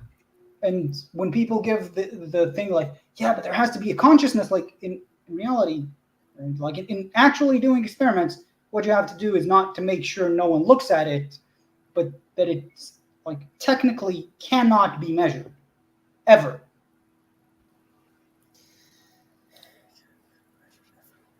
Okay. So you're saying God exists? No, I understand what you're saying. Yeah, people. I mean, famously, Einstein said that that quantum mechanics is Talmudic math. In what sense? That it has like the inconsistencies, that it's like that it could be and or sort of. So he said like it was like annoying for him, which is like the Talmud is annoying, which is like, you know, which I could totally, you know, him saying it's Talmudic resonates to me in a certain sense, which you could have that is and is not. So it's a cute little idea to seeing it that way. Do you think there's much more to unearth in quantum mechanics, or do you feel like it's a dead horse? Well, being like researching in quantum mechanics, right? I think you'll know the answer I have. I think there's a lot of interesting things to uncover. I think that generally, and we've spoken of this before, the place where you uncover interesting things is usually not the place where pop culture would expect you to. The really interesting research is not the thing that you read in like common newspapers and like a magazine. Yeah, you wouldn't read about it in a magazine. You would only read about it once it took over, or you know, took off. I mean, isn't that Eric Weinstein's like whole thing, which is like, you know, string theory took over for the last like a bazillion years, and there's nothing to do with it. It's like we need to move on to string theory. I mean, I don't know. I've only listened a few times to Eric Weinstein, and I don't find his arguments usually very compelling. But the thing about string theory is, at least everywhere that I've seen in academic life, everyone agrees that string theory is dead, and like. Besides Brian Greene. I mean, a lot of people that work on it still want it to be alive, but the literally one of the students who was doing the bachelor's with me went to different professors to consider her master's, and professors working on string theory told her, don't do this, you're ruining your career. This field is dead. Don't come to study under me because you'll have no future. I'm still going to accept my tenure checks, though, right? I'm still going to be okay getting money for this thing that I wrapped up. What is it? Oh, Brian. The claims are... I can't believe Gilad doesn't hold Eric Weinstein in a higher regard. Pretty interesting. I don't know if he doesn't hire him in a high regard. Maybe he's just like busy doing work and like not following. I think both are true. When I heard him, I didn't find enough to hear more of him. He has his... There's a sense like one thing he said that I found not very interesting is he said, "Oh, there's the good scientist and the great scientist, and we need to we have lots of good scientists, but we don't have great scientists, and our culture needs to accept people who are sort of bonkers in order to have science advance." That's an Elon Musk move, and it's Tesla's guy, which is like, if you have someone like that, this is an extreme, which is like, don't worry about like if he paid his taxes last week or not. Just like let him cure cancer, and like you have to let these people loose, so to speak. Yeah. I think we were fortunate during some times in history having like crazy polymaths, people that were doing like multiple things at one time, which allowed them really to like bridge certain gaps which are hard to do. He hammers hard on the cross pollination. He's like, everything is so what I'm looking for, compartmentalized, basically, which is like there's no conversation happening, which is very problematic, and that's true. He has this whole thing about his geometric unity, his theory of everything, which is basically he has like this model of like the whole world is basically like this cup. The universe we're living in is this cup that has like a rubber band on it, and there's like this little thing. This is like how it looks, and the way we're witnessing humanity or the way we see science we're observing the world like from this point basically. But if you just like shifted this, you could have a whole new level of math and science and physics. But like we're really stuck in a specific place, and that's because we're not observing more of the universe, basically, something like that. I'm sure I butchered it, but and recently had a bump, which was on Joe Rogan. This actor The got on, Terrence Howard. got on speaking What about like 1+1 doesn't equal 2. or He had one this whole times one thing equals about, two is what he was saying. What I right? was He gonna has this whole say. thing about geometry. He got on, and they did like this whole where he's saying like, calling him out. This is nonsense. This makes sense. This, you're talking out of your ass. So for the layman, it was quite interesting because many times you could hear someone speak brilliantly, and you just have to assume the guy knows what he's talking about because like you don't know these terms and you don't know these things. But then to sort of hear someone call it out or hear someone say like what you're saying is gorgeous, those words mean something else to mathematicians, was just like very interesting. And alluding to what we were talking about the Rambam right now, which is like there's a lot of great words out there and great ideas out there, but if you're misusing them or misrepresenting them, then you're just going to find yourself lost. Well, Yeah. I was going to say I was I sort of have to critical go. of. 1 second, Kirk. 1 second. Yes, Gilad? I have to go in like 2 minutes. I'll just say before I forget, Your concert. if you or Ben, who already left, but you're welcome. Ben to lives in Houston, Texas, so he's Oh. not going to make it. But All what right. day is it again? It's Thursday night. Thursday. You're welcome. You're welcome I'm to going to come. attend. I'd be happy to see you there. 10 o'clock at the Blaze. Yeah, I mean, it usually doesn't start at 10 o'clock because it's the Blaze, and it's a double feature, so I'm not sure whether we'll be first or second, but like Who are the other group that's there? Those losers. Ishbash. They're pretty good. They're pretty good. No, they suck. Okay, I only go for Gilad and his band. That's it. All right. All right. Okay, so they're gonna be there for this bash. I'll be there. I will be there. All right. I don't know if my wife's gonna come. She might be with the kids, but I will attend. It's okay if you can't. It's okay if you can't. It would be nice to see you. I'm very excited. Yeah, and be well till then. Bye bye. Take care, buddy. Bye. So what Okay. I was just Then saying there were about two. 1 second. Hebrew Nazarite. Hello. We just finished. We'll continue. We just finished the introduction on Maimonides. We didn't start actually the first chapter, which we will. It's good to have you over here. And yes, we're talking about the Blaze Bar in Jerusalem. I haven't been there in, I would have to say, let's say 15 years at least, or something like that. But Ben, our fellow physicist, is going to be playing over there. I'm actually excited. I hope he can reach a flow because I know since the war on October 7th, they paused playing music. And I know how important it is to play music for him. Not only does he like music, but also the outlet. So I'm glad that they managed to get back on their groove. And hopefully I could get to see them jamming away and enjoying.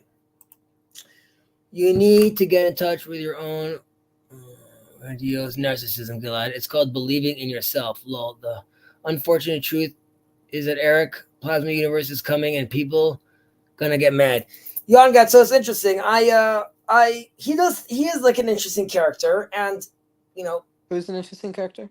Eric Weinstein, and he has, for all intents and purposes, he has Joe Rogan's platform at his beck and call, which eclipses all the other legacy media. So his ideas have been out there. He has been out there, and he's been pushed. Now it's about the receipts. So he's got to do the work, and I know he's been working on that. So we'll see. I have a neighbor that's a physicist. 2 years ago, I tried to approach him about this, and he looked like he was very annoyed that I was talking about it. So I just dropped the conversation. Can I just get to my thing because I've been kind of waiting? Sure. I don't know what your I was thing just going was. to say is the criticism I have of Eric was the way he approached it. So Joe had Terrence on about a month ago, a little bit more. And then like 2 weeks ago, he had Eric on. the problem I have with how Eric treated Terrence is that like Terrence Howard, and I'm sure he's a brilliant actor, but he does not know anything about mathematics or physics, and it felt like That's wrong. what was that? I mean, I was gonna say, like, he's a brilliant actor. I think he's also a brilliant person. I don't think he doesn't know anything. I think he I don't doesn't think he's know a brilliant enough. person. I think he's a talented person. I don't necessarily think talented. I think brilliant. I think he's a brilliant person. That doesn't mean that doesn't mean that he knows what he's talking about. It could But even mean that he knows. the problem I Sorry? have with Eric is he didn't push back, in my opinion, like he should have. Like it felt like he was giving rightful criticism where it was due, but I wish he had sort of honed in on like, here's X statement. You're saying the subatomic nucleus of the geometric unity of the whatever, and it's obviously all word salad. It's obviously all stuff Terrence doesn't know about. You're saying all this. You don't know what any of these words mean. Don't step out of your field. And I I feel like and the problems is in our culture, we have sort of a politically correct attitude that to be stern with people like that is not respectful. And I'm not completely in agreement with the like approach of, oh, don't platform him. I'm not for that.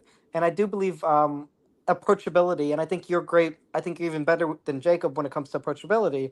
Um, I think approachability is important, but there's a level at like, yeah, we need to not pretend as though all ideas have equal merit and to not blow steam up people's ass. You know, I'm just being realistic. I hear what you're saying. However, I think that one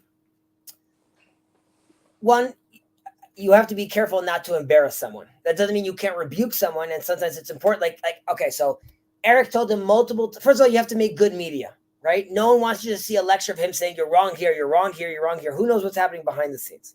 He told him multiple times, stop teaching. Multiple times he told him, stop teaching, which is the biggest issue, right? Don't pass this on, number one. Number two, he told him on the geometry section, you might even have something unique over here on the mathematical level. There's a lot missing. He mentioned that as well. He mentioned on a few different terms that Terrence used. He said that this is the wrong term. And he mentioned that he's like, everything you said was beautiful, and then you lose your shit. So I think he did that.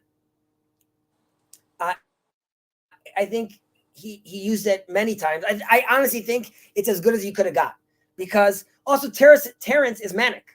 You see him over there. He wants to speak. He's excited. He's talking. I think he's delusional. I do think there's probably something clinically, and I'm not a psychiatrist, so I'm in no way, you know more about psychiatry and psychology than I do, but from what I know about people who have delusions, I think the way Terrence manifests his belief is delusional, right? Necessarily, if you're holding on to a belief of all evidence and everyone telling you you're wrong, that is sort of by definition a delusion. And I think to an extent, delusions are genetic. But what they're telling him he's wrong about, you have to realize he tapped into a pattern, and this is something that Eric mentioned, because Eric is more aware of this. He's like, I took your theory. He does this. He says, I took your equation, and look, I showed you how I could get the answer I want for something else with your equation. Now, if you're not aware of that, like if I go to someone right now and I point out to him the Fibonacci sequence, and I start showing him everywhere you can see the Fibonacci sequence, they're going to be like, holy shit, I just tapped into like a secret of reality, right? Then you have to someone to explain to you like, well, it's more than meets the eye. So I think he's delusional, but not because like he's walking around thinking like blue is yellow. I think he came across many things. I think he played around with some math, which is more than rudimentary math. And he came across something that looks to him like a pattern. And that makes someone very excited. You have to put into consideration also the amount of time he has on his hands to be looking at these kind of things, the resources he has to be doing these kind of things, the echo chamber he's in, right? He designed and printed out all these models. You could be sure the person that's printing out to him is not telling him, you're an asshole, this is wrong. I'm sure he's telling him, this looks awesome, this is so cool, look how all these patterns meet. So I think Eric did a great job, which is not even commit, just say like, you might be onto something, you should keep on exploring, all humans should explore. How amazing would it be, Kirk, if all our actors right? Which for many years we have galas for them and we have Oscars for them. If they spent their time doing what he does, right? Usually the stories are they woke up with cocaine in their face, they killed someone by mistake, they threatened to eat their girlfriend, right? And we get to see Johnny Depp and Rachel Burr, whatever her name is, on TV. We get to see their court case. On the flip side, you have an actor over here that's trying to understand the secrets of the universe. Give me more of that all day. All day. I don't think it's a bad thing, but the thing is, it's time and place. So on something like Joe Rogan's show, which has like probably more than 10 million viewers globally across cultures. I'm just stopping right there. If the time and place, on the place and the time, always changes because Joe Rogan will clearly talk about hookers, prostitution, marijuana, and world peace within a 3-hour thought. So like, the Joe Rogan experience is the Joe Rogan experience. So it's not like you're like, oh no, this was the wrong place to talk about it. I mean, I think Joe, I will say it's commendable that Joe has diverse like interests. Like he'll have a psychologist, he'll have a theologian, he'll have an actor, he'll have a comedian. I think that's commendable. The thing is, Eric on that specific podcast, there's a problem where if you have a certain level of credentials and you're not being strong enough in your rebuke of obviously silly, stupid, uneducated ideas like 1 × 1 = 2, I don't want to say it's a false equivalency because he did rebuke it, but there's a level of like we need to focus on science literacy, and I just don't want to pretend as though there's not a certain level of civic responsibility we have in preventing the poisoning of the intellectual landscape and intellectual environment. But Kirk, that's what's happening, right? He came on the first time and he sounded nuts, right? So Joe, and this doesn't happen anywhere else. You have this with politicians that lie all the time. There's no accountability. You have news anchors that lie all the time, no accountability. And we just talk about it like, oh, he's lying, they're lying, whatever. Joe Rogan then brought Eric in with him. And he said, I want to do this right. So now you're also seeing accountability happening. You're seeing someone actually trying to take it more seriously. But for that to happen, the conversation has to happen. You have to see it. And at the very least, again, you're saying it's not worth it because I don't think it's not worth it. I just think the way Eric went about it could have been a little bit stronger. I wouldn't say it's not worth it to get on that kind of platform. I just think at some point, someone decided to bring in the concept of zero into math, right? People thought that guy was an asshole too. I'm not saying he's them. I'm just saying like I just really think what you witnessed was actually very good. You know, was good TV or good content, healthy content. People getting challenged. I do believe it's better than a lot of other media. Like I will say, traditional media where has a lot of flaws. I just wish we could have a shared understanding as a culture again. But I don't know how to work towards it. It's well above my pay grade. So, Kirk, would you want to see more dialogue between Terrence and Eric on, like, say, The Portal? Because my understanding is that Eric wasn't, like, jonesing to go on, but when Joe reached out to him, he was like, yeah, I'll do it because it's important.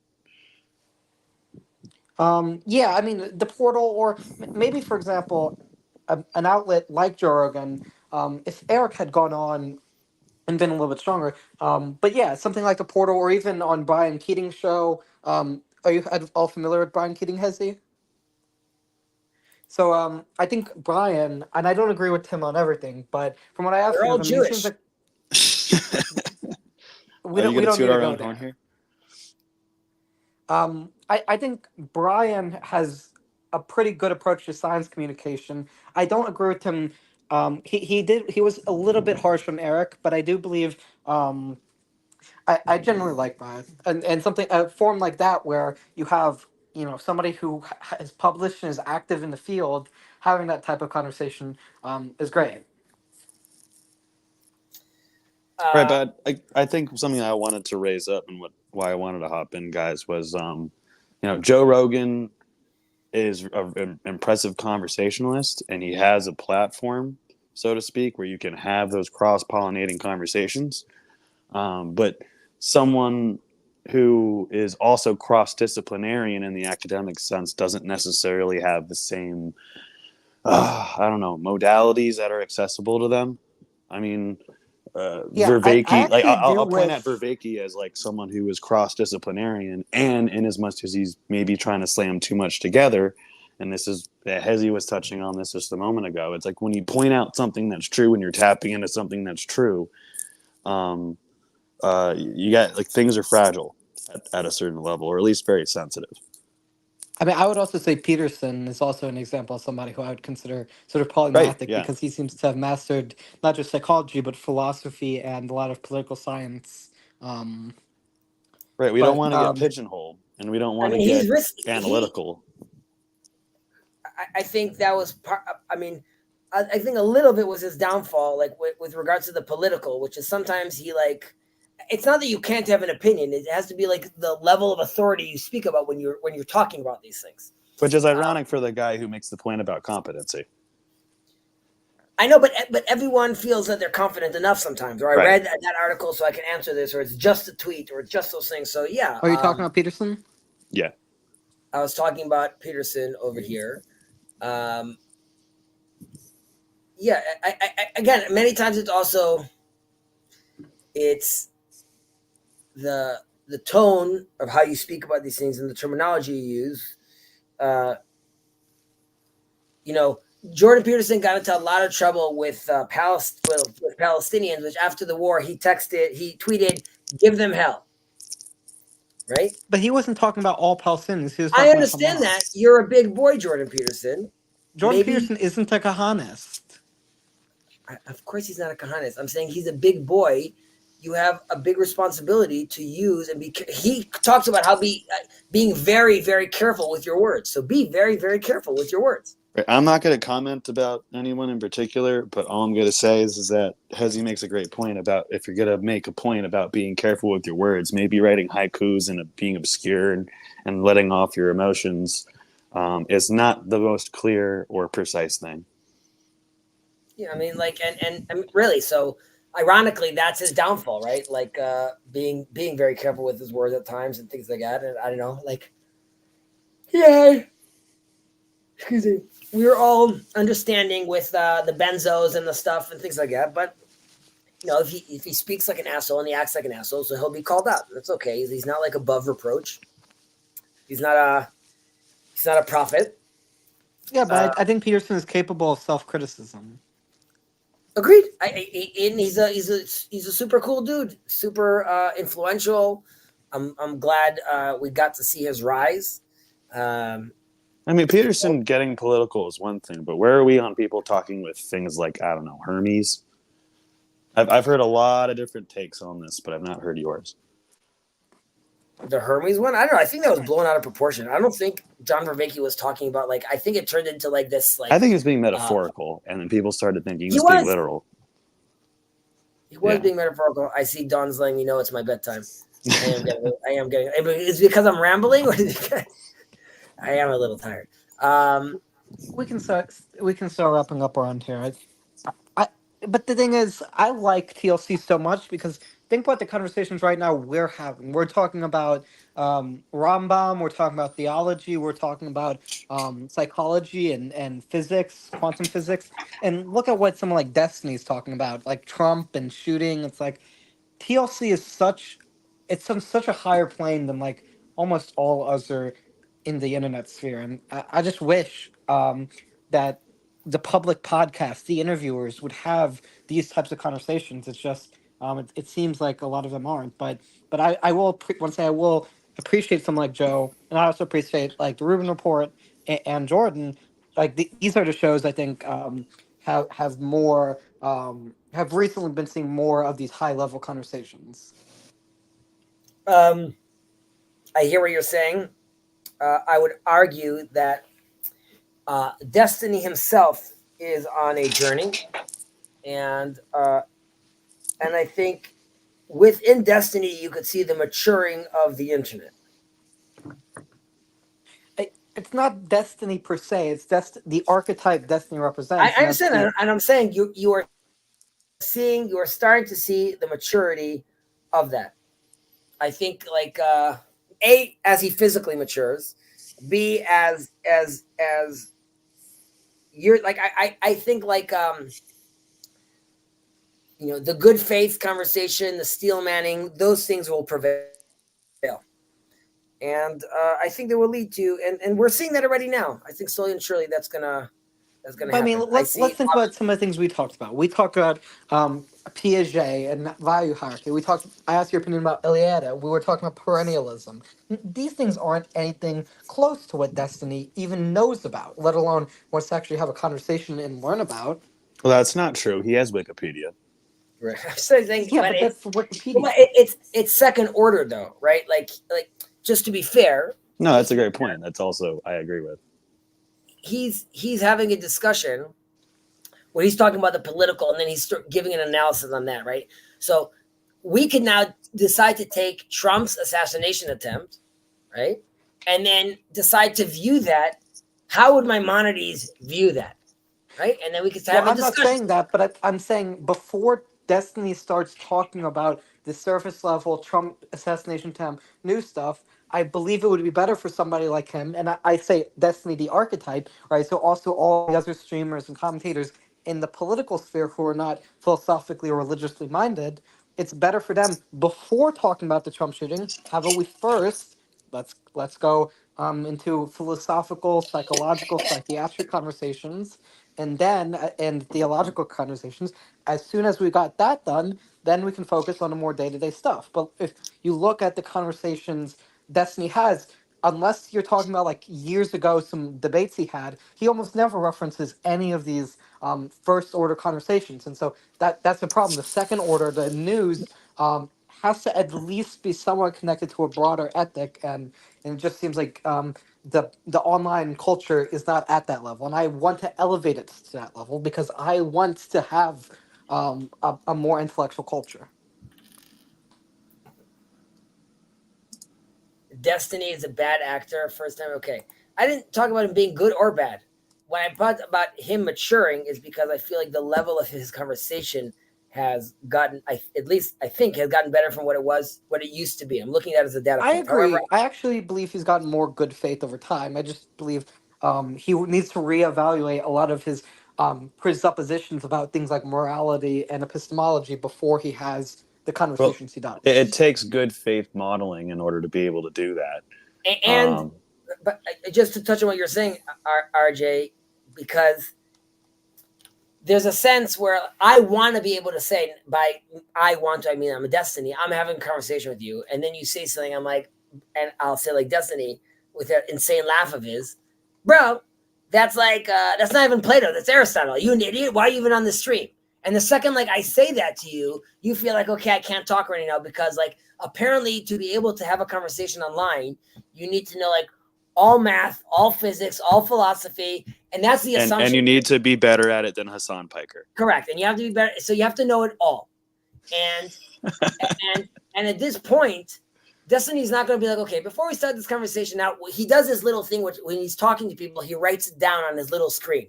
He writes down their little points because he wants to have like a crumb trail of sort of where the conversation went. Which again, That's gotcha. That's gotcha thinking. Right, but he's trying. It's a tool, and it depends on how you use it. Right, he's trying to keep you in the conversation, right, in his box.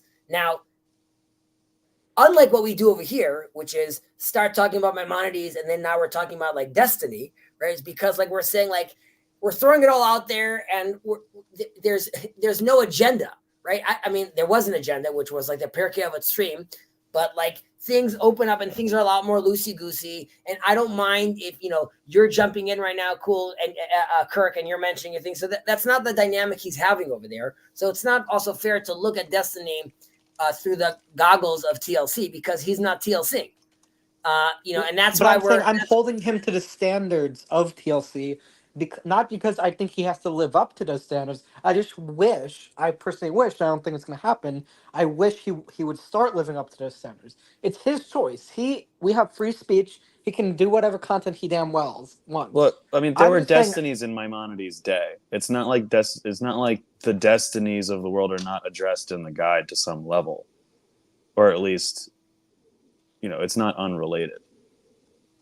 I mean, it's not unrelated, but I'm just saying, like, so let's just take him for example in his conversation with Jordan. Um, if Jordan and Destiny are having conversation, for example, about vaccines, and Destiny doesn't even know, okay, here's what the studies show about the symptoms of myocarditis, right? Destiny read a Wikipedia article, and that's where he gets his information from. Then, like, okay, you're out of your depth. I'm not saying you're a bad person, but if you're going to have this conversation, play by the rules. And the biggest rule that exists is the truth, right? Politics, political science, it exists, but politics is a subset of truth. And the truth is going to be found in the philosophical and in the theological conversations. It's just, it feels as though the online community doesn't have that, we'll say, first building block from which all the other bricks of that house that we live in are built upon. That's because it's not a community. That's because it's people that want to rip on each other. It's lonely That's people. the problem with the internet. That's the problem with parasocial development. We're not, Yeah, dude. The internet's not different than us. It's just sort of a coagulated parts of ourselves. And It's I mean- artificial, right, to an extent. I mean, Well, I'm not okay. saying it's completely artificial, but part of it, the way you act online is just not going to be the same you act in real life. Community, like genuine community, is necessarily personal, and you just don't no, have yeah, that same, embodiment's important. you don't have the same dynamic when you watch a streamer. I want to just mention over here that Destiny, Jason had a great line over here, which is, "Oh, it took me a while to get that Destiny was a person and not a concept." So I'm just imagining him talking about like, Destiny got us wrong. He was like, okay. So no, No, we're definitely not talking about divine destiny. right. We should have a Shabbos stream and have Destiny on, and we can like have a conversation about this instead of maybe But talking about each other.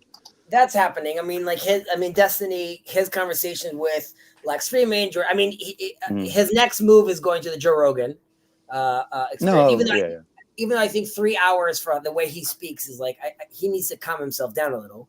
But I mean, everyone is still searching for that next conversation, right? When Jordan Peterson came, everyone was like, "Oh my god, like this is nuts. This is like I never heard this before," or "This is exactly what I thought in my head, but now I can hear someone saying it." Like those were the things that people were feeling, and you have to ask yourself, Kirk. Are people interested, right? Are people interested in this kind of stream? Right? It's not about what people are. I agree with you. People aren't interested. It's what people should be from the perspective of societal health. So if we want to continue as a society where we have a shared understanding of truth and we can have dialogue about truth, we should have. This is just a societal health. I can't tell other people what they should do as a matter of law. I'm not in the business as a government to censor people. I'm in the business to tell people you're out of your depth. I can't stop you. I'm going to point that out publicly though, and so I think so. It's not just the philosophy; it's also just how you go about community. Like the problem is the only people Destiny ever talks to, it's in a debate format. Destiny doesn't have dialogues. Destiny doesn't do interviews. The only interview he does are like, yeah, you said Lex Fridman and Jordan Peterson, but even then, when he's doing the interview, a lot of it is gotchas. A lot of it's contrarian. It's not. He's not looking to. Oh, so Jordan, you're a man who's read well over 1,000 books. You've got hour-long lecture series about the deepest thinkers in the philosophical psychological tradition. You give that information. Let's secure our distributed cognition, like John Vervaeke talks about. Destiny is not interested in securing distributed cognition. Destiny is interested in telling people what to believe. At least, I hear that. At least not yet. And I would say that Yon God pointed out that Destiny clearly has gotten lost in the madness, obviously. So I would say that is true. As his numbers got up, I think the Israel deep dive threw him for a loop. And I think that will also like completely really put him in a different place, and I think a lot more combative. I don't know. I mean, this is part of why people look for new flotillas or new things like that, because I guess in the TLC we're eager to see this mode spread, so to speak, and obviously that would benefit all of us, and that's why people talk about this a lot about embody how you could take this home and bring this to your neighborhoods, bring this to your relationship, bring this kind of mode of being or this kind of attitude to your neighborhood. That eventually, we could manifest this kind of good faith conversation on the ground. And I try to do that with my family, with my friends in real life. I try to embody the mode of conversation, which is good faith, which is understanding. It's just the what I've learned from TLC, or one of the things I've learned from TLC is there's two sides to every story.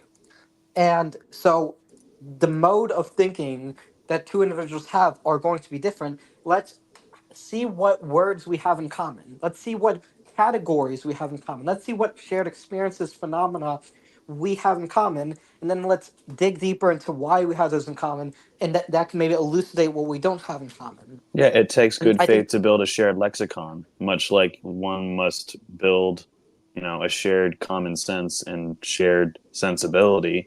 You must separate things out, lift up certain things, and allow the space to be reveal itself through the conversation over time, and through which stability arises, mutual but understanding arises.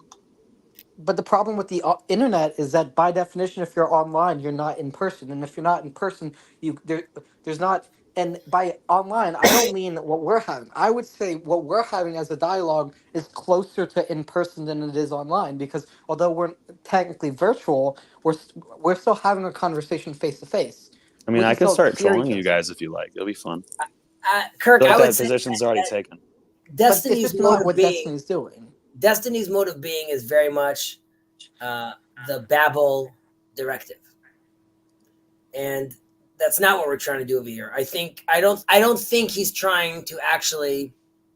I think he's trying to be specific when he speaks, but I don't think he's trying to bring in pure speech. I think he's trying to cram down. The land was one language. I don't know what the exact term is in Hebrew, in English, but safachat dvarim achadim. And I think he's trying to cram that down and have a culture where that's sort of the conversation, where it could only be this or you're completely wrong. And that's not what we're trying to do over here. And I mean, but built in to, at the very least in this conversation, is these and these are words of the living God, right? So built into my system, I have room where not only is it it's a feature to understand and see another perspective, but also it's recognizing that the other perspective is how I actually ultimately will see the full picture. And Undoubtedly. in a zero sum game or in a famine mentality reality, then yes, then you're not gonna. Good faith is not built into the system. But do you believe that's one of the reasons for why Gen Z has the mental health crisis, is because so many of them spend so much time online where they have that type of destiny gotcha, whereas in old times you had to, if you want to know something, look it up in a library, for example. And I kind of doubt it's the I modality of the interaction that's causing a change in Gen Z, but I'm no psychologist yet. Well, Oh, another thing is one can be an autodidact. So, like, one can be self-taught. There's nothing inherently better about having a college degree than not having a college degree. how are You need things ways to filter credibility and how are Yeah, competency. things taught? but you I can mean, be an autodidact if you, for example, What are you trying say, to say, Hazy? I was going to say, Kirk, it's how are things taught? We're also, our sages are not called, they're not called, they're called a Talmid Chacham, right? A wise student, because you're always in the mode of accepting and learning and studying. And I don't think,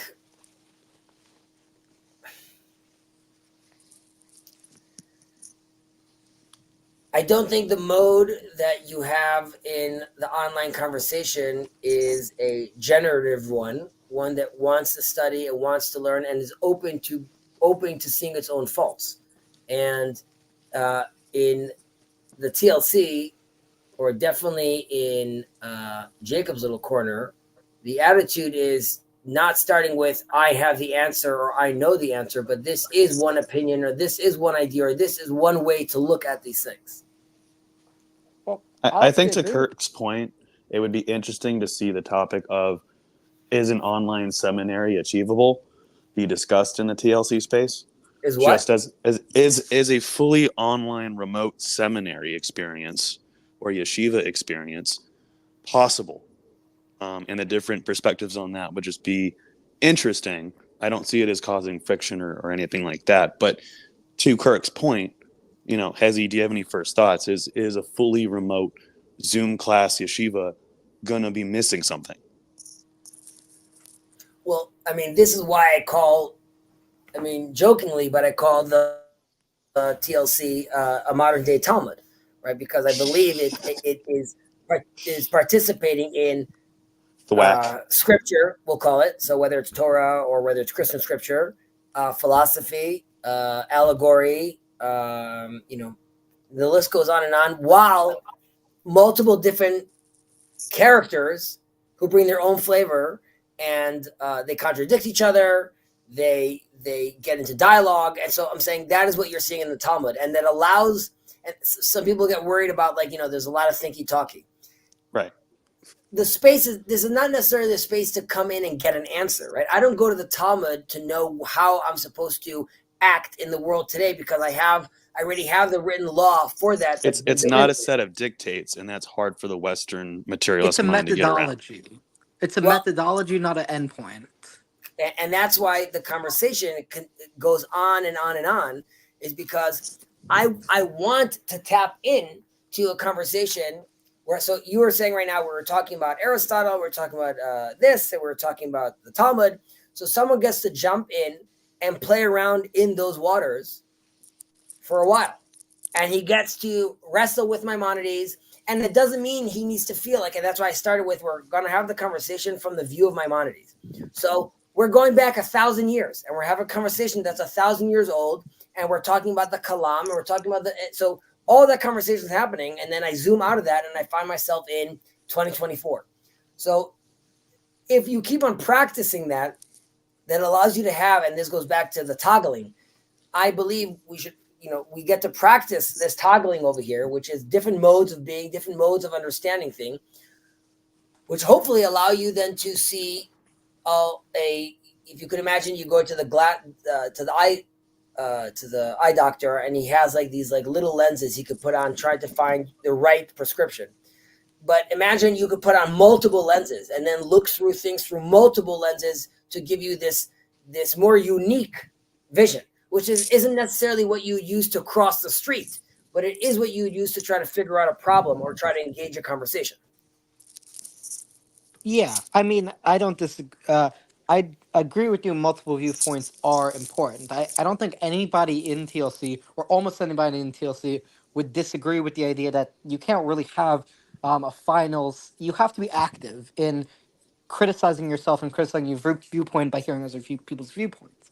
I think what I'm saying is, in the online conversation that is not TLC, if because of the fact that by definition, as each generation gets more technologically advanced, we're spending more of our time online and on our cell phones and on our computers.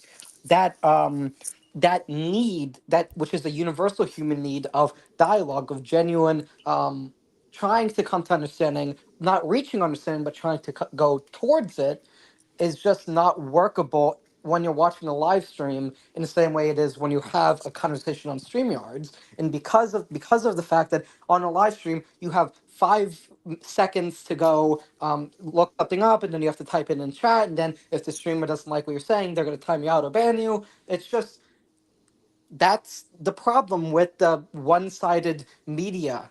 And TLC, the whole point, and the point I would like to see TLC spread across the entire internet and grids tentacles like a big octopus and grab the entire internet.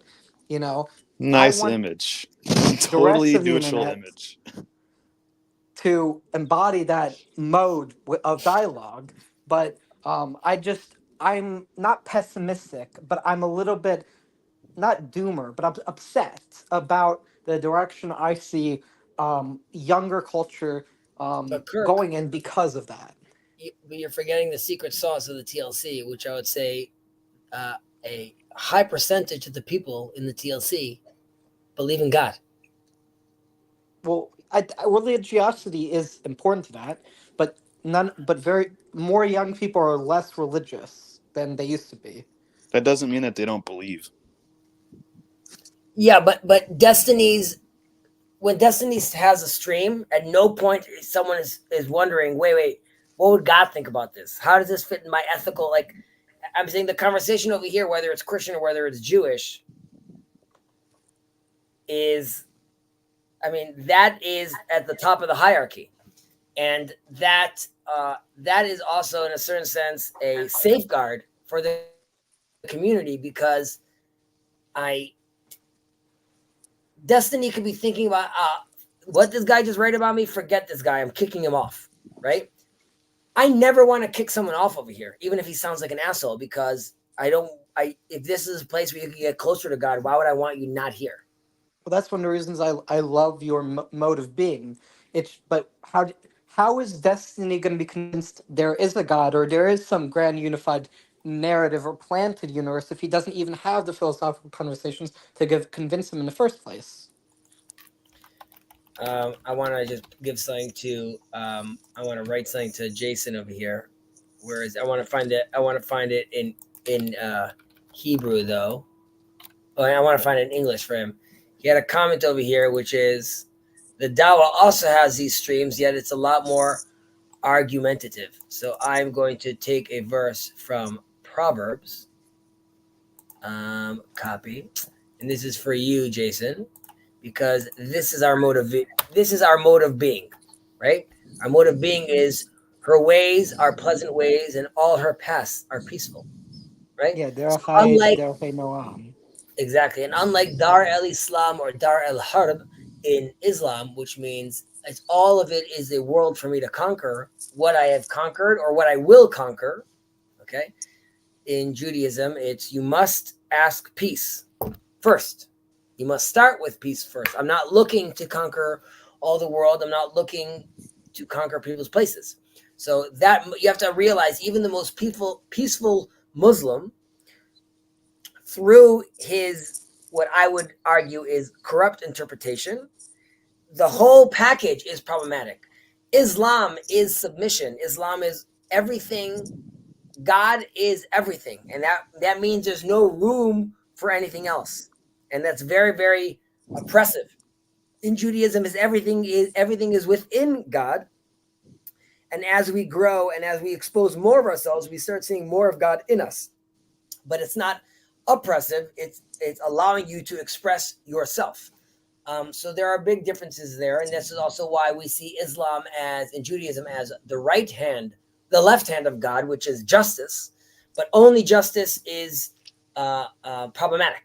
Hence, you also need the balance of grace and justice as well.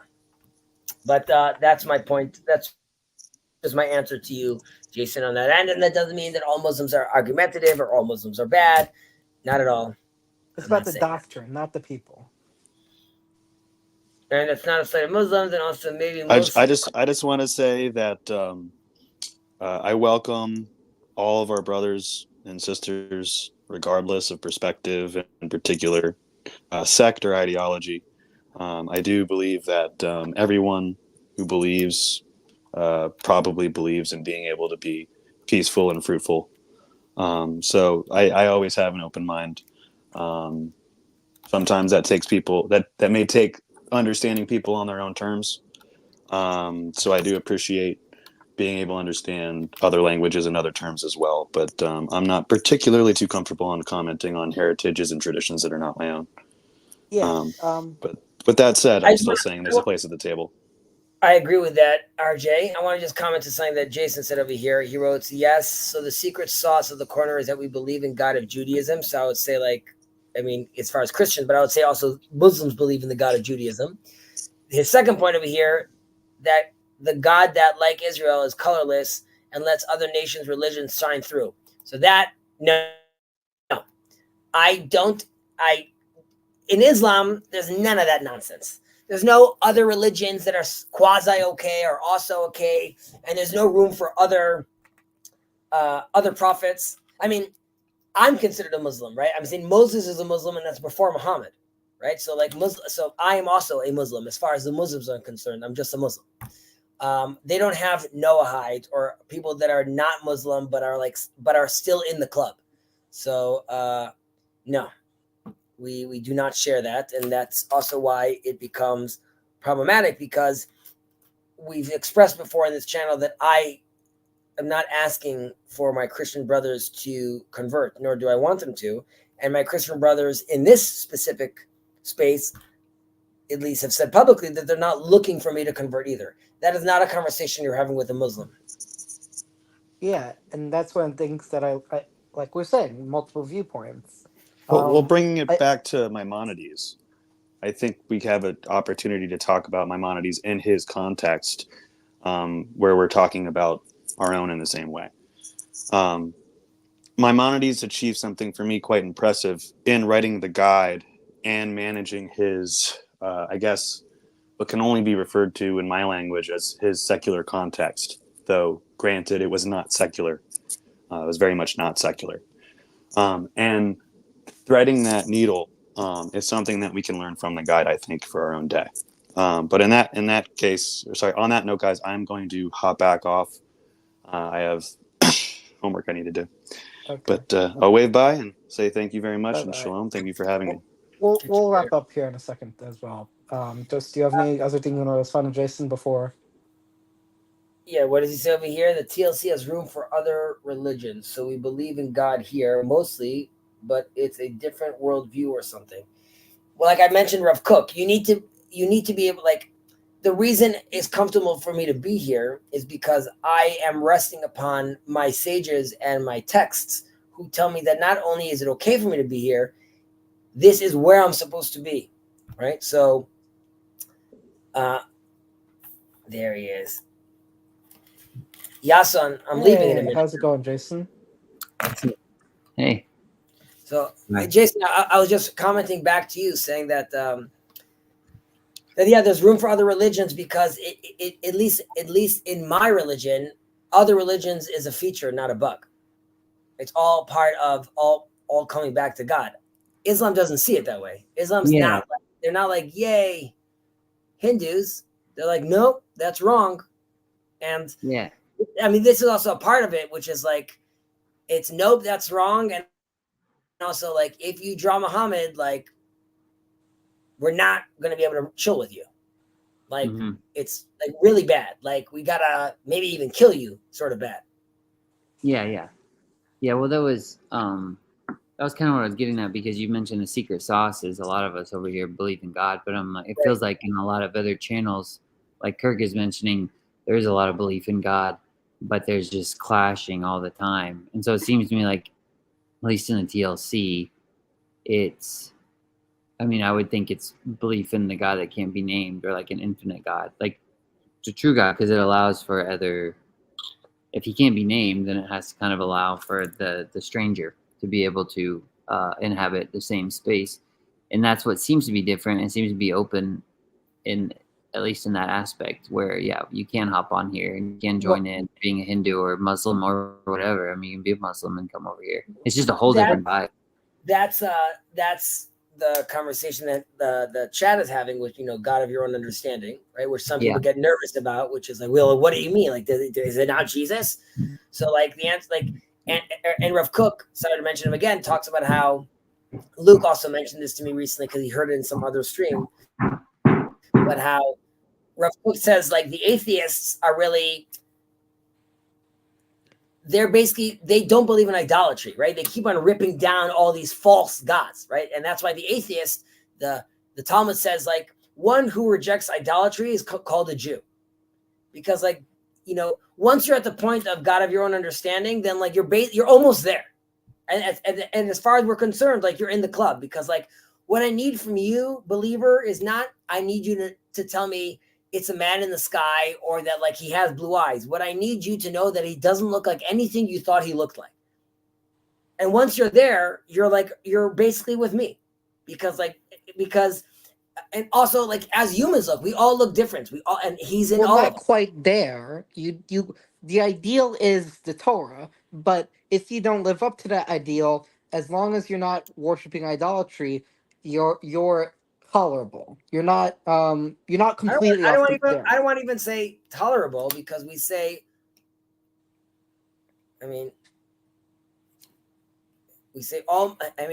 okay, this is even more controversial. And on this I'll leave, but Jason, if you could hold the stream, you're welcome to. I don't know if you want to or not.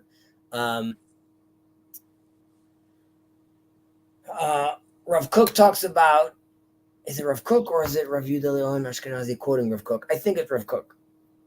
Talks about how in censored texts of his that have since been uncensored, how ultimately... and just as clarification, because we're citing Rav Kook, this is Jacob's channel, he condemns Zionism. Yeah, but he doesn't condemn Rav Kook. He condemns Rav Kook take on Zionism. But sure, yes, I appreciate it. Zionism, bad. Okay. Having said that, Rav Kook talks about how ultimately, the experience of life that God wants us to have, because through experiencing life, we're experiencing God, he says is breathing, eating, sex. That's it. Everything else is just the Torah is telling you now how to do that properly. How to eat properly, how to sleep properly, how to walk properly. And as part of walking is waving, and as part of waving is saying hi. So all those things stem from that. But breathing and eating and putting sex aside, obviously procreation, things like that, like breathing is clearly something that the East has worked very hard on. And there's a sense where, and this goes back to you saying they're tolerable. Who are we to judge ultimately when whether the secular or the religious or observant is talking in front of God right now? Ultimately, they all had their own journey, their own specific personal journey, and God is going to judge them. The Rock of Ages is going to judge them accordingly, right? And we're not nervous. God doesn't need something like, oh, you forgot that on page 3, this guy really gave charity, right? God is aware of all the dynamics of all those things. And that's why when I go back to the breathing, sleeping,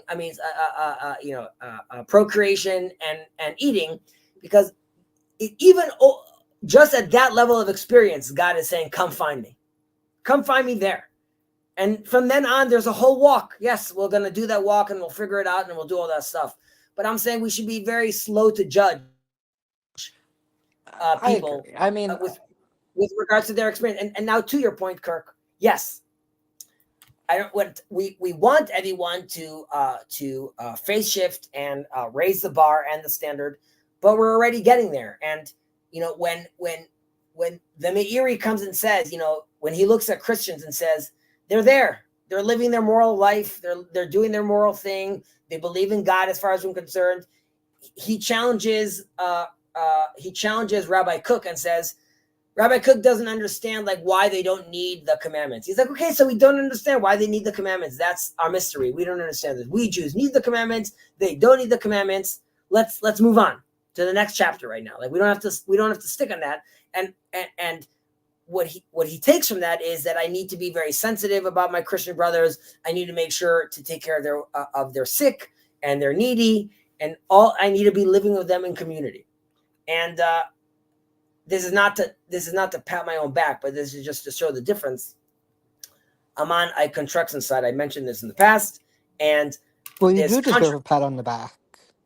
But I'm not doing it for that. So don't. But you do deserve it, is what I'm saying. In principle. Great. Okay. There, it happened. I would say that. So I'm on a site with a new contractor, and the contractor took me into one of the rooms to talk to me about this tile layout. But there was one of the workers was praying there. So I stopped. I'm like, we'll come back to this. And he gave me this look of like, why would we stop? I'm like, well, he's praying there. He's like, so what? I need to show you. Like, he didn't have to pray over here. He could pray somewhere else. They know people walk in and out. And I'm like, no. Not only am I trying to be respectful, the way I interpret my religion would be, not only shouldn't I can't step in his zone right now. He is right now talking to Is this an Arab worker? Yeah, an Arab worker. And I believe, according to some rabbis, that like the same commandments of prayer, which is I need to give you X amount of feet of space on all four sides because you are right now in the presence of God. And I believe that my Muslim brother is praying to God, then obviously I'm going to give him his space because I'm not going to walk in that space.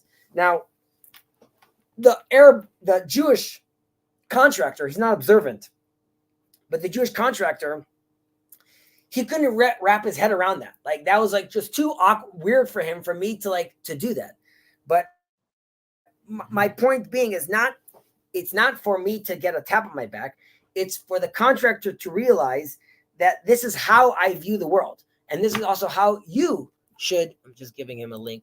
This is also how I view the world. I mean, I don't know about the specific decision you made. I'd have to look more into the case, but I do agree with you. I am for pluralism and all this.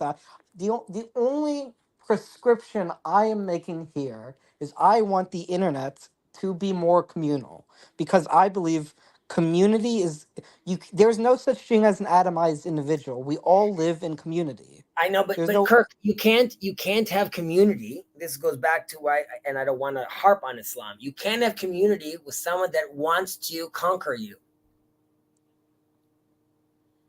Right? The community works over here because I could even tell Jason, like, no, yes, Jason doesn't feel like I'm trying to fix him.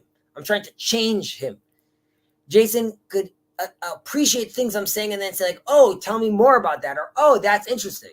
But in Islam, right, the conversation ends when it's like, and then if the answer is you took my Bible and changed it, right? It doesn't mean the guy's not a nice person. And it doesn't mean I can't babysit his kid. But it does mean the conversation came to an end because I'm not looking to build a community with you. I'm trying to change what you are. And that is one of the problems with the Quran and Islamic doctrine. But like, what does that have to do with whether or not we can it's possible to elevate the conversation for example, I don't even want to use death as an example. The Young Turks, any of these online political commentators, how do we get them focused on community? Not with Muslims, but in general. Again, that's happening. There are figures that need to disappear. So, for example, Anna Kasparian came out of her conversation with Ben Shapiro more open-minded, more good faith. She has since commented and rolled her eyes on Cenk because that man is a psychopath. He's a crazy person, Cenk Uygur. He's not like, that's not someone that you're going to get to the good faith. He's nuts. And you need people like that to slowly be removed so there could be a better conversation happening. That's what's required. And that's happening. And that's happening slowly but surely. Those Baruch things Hashem. Baruch yes. Hashem. Praise the Lord. Wait, did I give a link to Matthew? I did give a link to Matthew. Jason, before I go, are you interested in staying on this stream longer and keeping it going or no? I can for a little bit. My connection's pretty spotty, but if people want to get on here, I can. I was just aside for that, Jason, how are you and your family? Good. We're doing good. Yeah, it's been. How old are you, Jason? Old enough. Guess. Just guess. To party. Guess. Old enough to party. Are you That's old right. enough to drink? 36. Yeah, I'm 36. Old to drink. Man, how old do you think I am? I'm 18. I'm 36. You actually look young. You actually look younger than 36. You look like you're in your mid-20s, in my opinion. Well, thank you. Thanks, that's something I get. How old are you? Time, which I can't. You get that too? I'm 16. You can't handle it. Why not? Because you're a businessman. You need to look. No, I can't handle it because like I don't understand what's happening when I tell someone like, "Oh, X," they're like, "No, you're not." I'm like, "You're right. I'm a liar." Like, what is supposed to happen? Like when someone says that? No, you're not. You. I'm not. What's Good up, man? stuff today, fellas. All around bravos. You guys, the last hour and a half of my job was amazing with you guys in my ear. We love you, Matthew. TLC needs you. Thank you. That means so much. Kirk, I wanted to ask, how old are you? Again, I was 16. blown away. I was probably on more of your side of this conversation. Not that He's y'all had not a old bunch of enough to drink. disagreements. I don't think he's old enough to drink. He's 16. Okay, all right. That's You know somewhere. that. You know what's depressing though, because you think about it like, okay, 16. That's the the friends I was hanging out at 16 weren't like that, but that means we still have we need to wait for another 10 years until people like Kirk could come into the political system, right? Now we just have to deal with Well, by the way, I mean we didn't even talk about it. It doesn't have to be political, but he bounced. That's it. Yeah, Biden. that's a good point. I think that's also just in my opinion, that's a mark of the beauty of this place, right? I mean, we can go however long y'all went and didn't even get brought up, right? It's just one. Go ahead. I'm saying it's also too much.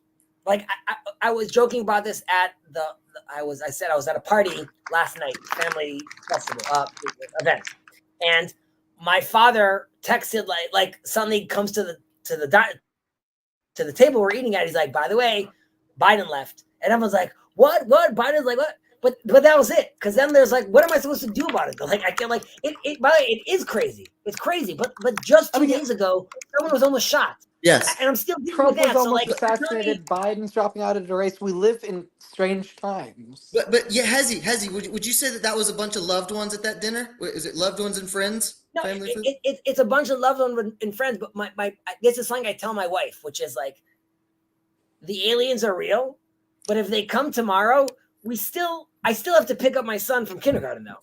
It doesn't matter.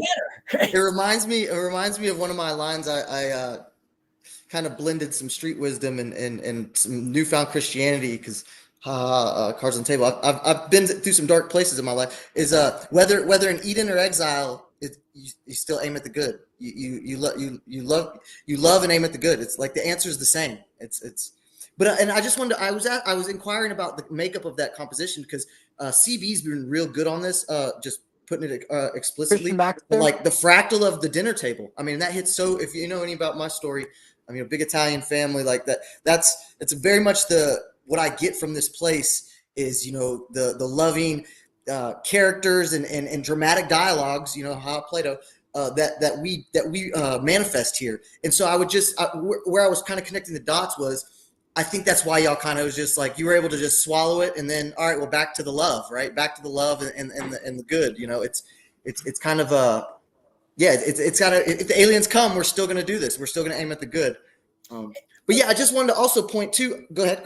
No, please go ahead. Oh, well, I wanted to also mention I think the one little contribution in my ear while I was listening to you guys for an hour or so, and I was clapping for Kirk many times, was I think Jason brought a good piece on the higher power, the unifying, looking at God. But I think there's more to it, right? I think there's also this, the way I put it is as an intentionality is we are all, and the other way I put it is just a stance, this existential stance of humility. Nobody comes in here and says, this is the answers. These are my answers. These are my beliefs. You must, it's that's very much a turnoff in a very dogmatic way.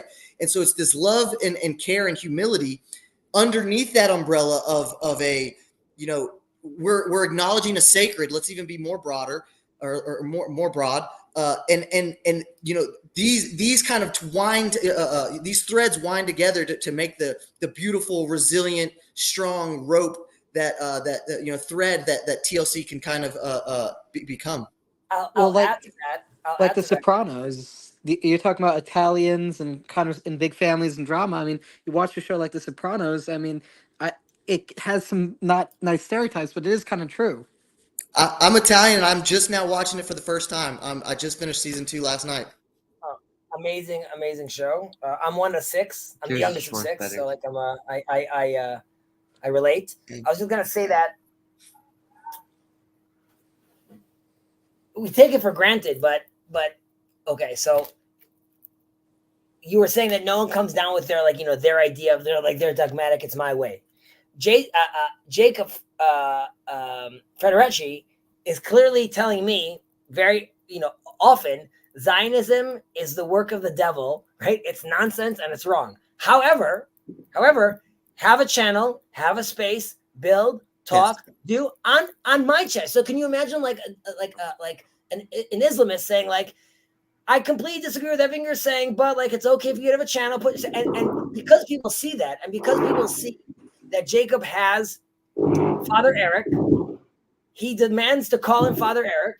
He has a page just for Calvinists, and at the same time, he's like, they're all, they're jerks. They have no idea what they're talking about. But because you allowed for that space, yes, the person can't be offended. So he knows he's seen, and then it'll be like, either I prove my point to Jacob, or I don't. He doesn't care. He's saying like, I want you to be able to speak. I want you to be able to talk. You're welcome to be over here. So that is very, very unique. And I'll say this, it's just to reemphasize, I totally agree, and I think you're agreeing with me, it's a reemphasis of the stacking of the knowing because those are his propositions, right? But his participatory and the way we encounter each other, the procedures that we're wielding, and the perspective that he has, and the ability to want to participate and be transformed by this place. There's nuance and texture there. So the propositions are, Hezi, you're crazy, what the hell? But the embodied stance is, here's the space. Here's the here's the love and care that I'm going to allow, and I'm even going to bolster in a weird way, right? He even kind of boosts. So it's. I mean, think of his conversation with the CRC, right?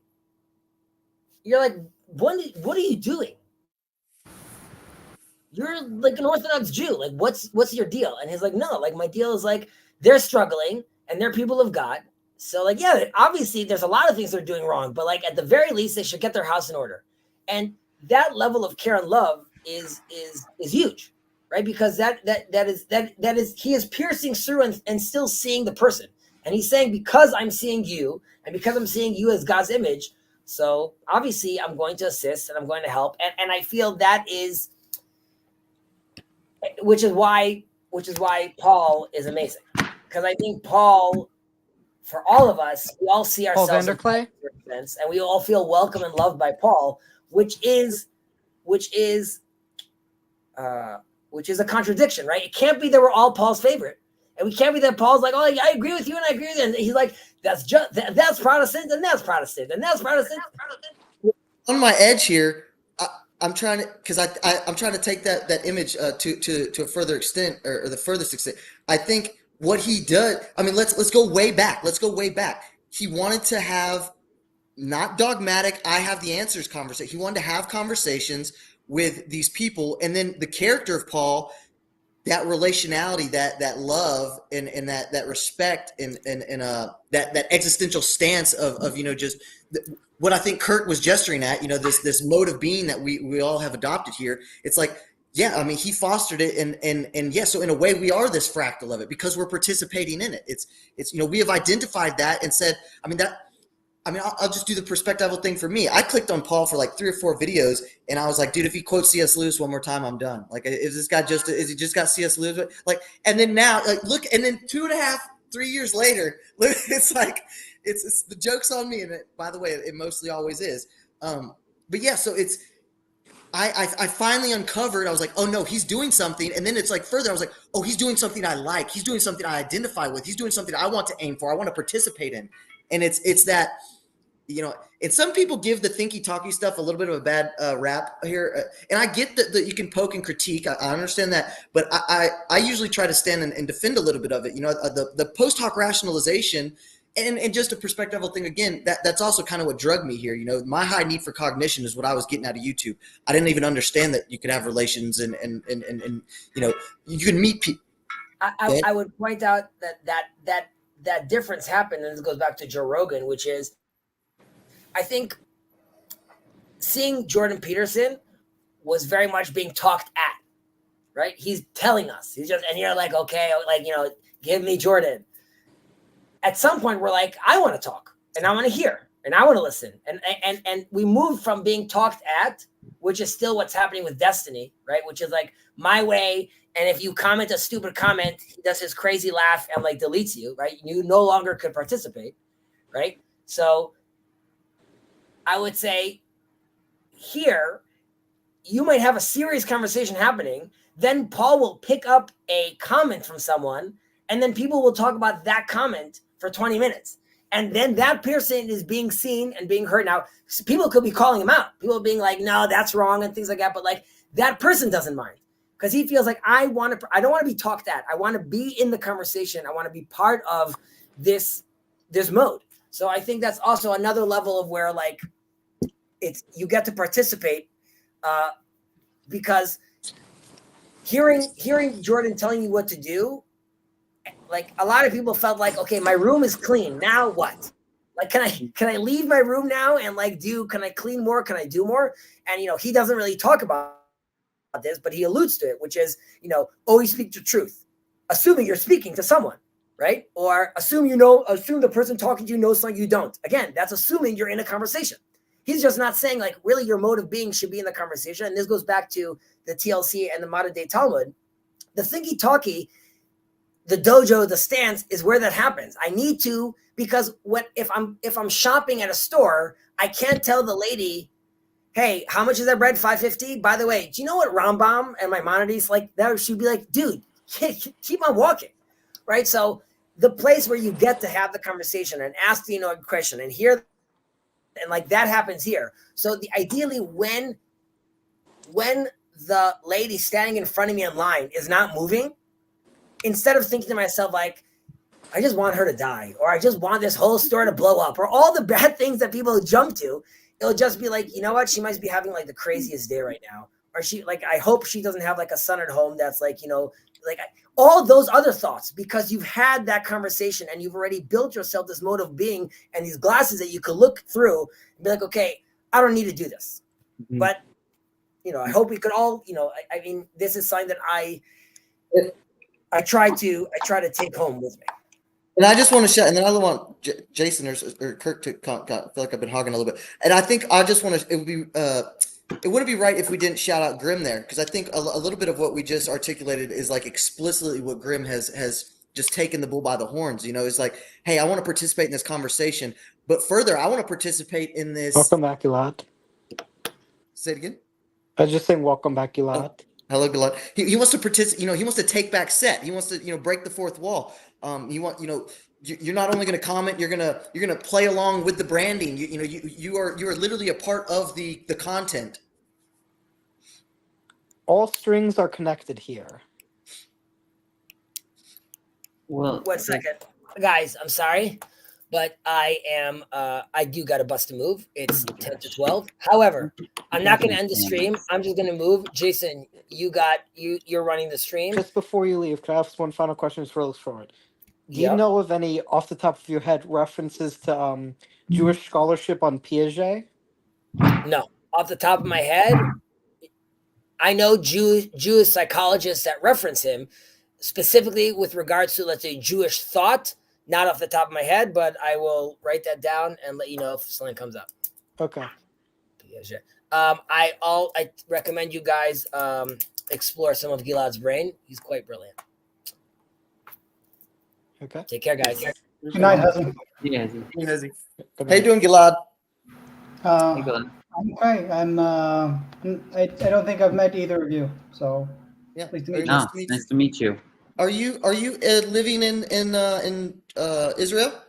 Yes, that's right. Very cool. Very cool. Okay. What does it mean that you're youngest of five? Just like random fact you had to like put in your name? Yeah, it's just I don't know, just a weird, silly so maybe you can get a little bit of insight into where I come from. I mean, I could go even further. Youngest of five of a huge loud Italian American family. With all the stereotypes that go around, there's some merit to stereotypes. But anyways, you were in the conversation earlier. Is there any kind of threads that you can maybe loop back, or is any kind of themes, or I just kind of jumped in because I really enjoyed the hour and a half I listened, and then I saw Jason join, and I've been missing Jason for a while. And actually, I kind of can get nostalgic here. The second time I ever jumped onto the screen and participated in TLC, these two guys were involved in that. So it kind of, they mean something to me. I forgot about that. Kirk was there too. Yeah. Yeah, I mean, I mean, TLC, we got me, we got Gilad, we got Jason, we got Matthew, but Gilad really only stays to talk to Hezi. Jason, Matthew, Hezi, He's here now. and me, we all exist in Jacob's corner. We exist in all these different corners in TLC. With all due respect to Gilad, he sort of has his own little thing here. Yeah. Let's see if we can seduce him to stay around and dialogos with us. That's kind of what I was gesturing to. Was there any themes or tropes maybe that you could? I don't know. You just kind of did just jump back in. I don't know how much you've heard. We were kind of, let's see. We were kind of getting at. We were talking about community. Go ahead, Kirk. We were talking about community. We were talking about church. We are talking about connecting to God. Yeah. Gilad has an interesting relationship to religion, so he might have something. It's called being an atheist. Oh, wow. So yeah, that's interesting right there. So, I mean, I don't necessarily want to get into some kind of debate or anything. I guess. No, don't worry about it. Say what you want to say. I won't drag the conversation into a boring and contentious way. Don't worry. Yeah, no. punches. My big brother. So the youngest of 5. There's 3 girls, and then there was 2 boys. He's a brilliant mind too, and obviously one I love and respect. And he's an atheist as well. So, no, there's no contention or ill will for sure. I guess maybe here's a thread I could kind of try and tug on here. What do you have any experience with other online communities and just to kind of paint a little bit broader? I'm mainly active on the Verveki server. That's how I got to here. Yeah. Well, the reason why I said you have a complicated relationship with religion is because Verveki isn't an atheist; he's a non-theist. You just took it right out of my brain, Kirk. Very good. Yeah, it's exactly. Oh, look, it's a matter of semantics, which is always a funny thing to say, but it's the matter of the meanings of words. What do you mean when you say things? Yes. And when I say atheist, it's like, what do I mean? Well, you have your own philosophy and the way you act and everything, and it's kind of broad categories. But when I think of who are the sorts of people that represent the relationship, you could say, in Kirk's words, I have to God, then I think of people like Kurt Vonnegut, Douglas Adams, in some senses, a lot of secular philosophers. I don't know who Kurt Vonnegut is. He's a brilliant writer. I recommend reading Slaughterhouse-Five, Cat's Cradle, Mother Night. Really, really tremendous books. Well, Verveki. So the reason why. So I've heard conversations between Verveki and both religious people and people who I would categorize as atheists. The reason I don't consider Verveki as an individual to be an atheist is because he seems to not accept the proposition that there is such a thing as a sort of rationalistic, physical, natural reality that is necessarily divorced from sort of religious metaphysics. So, but it's also not fair to call him in the same category as like Peterson, an atheist, because I don't believe he necessarily sees it in terms of a single source of God. So, but you seem to be not quite on the Verveki, not even completely in the Vervekian position. You seem to be more like a traditional atheist. Again, I don't think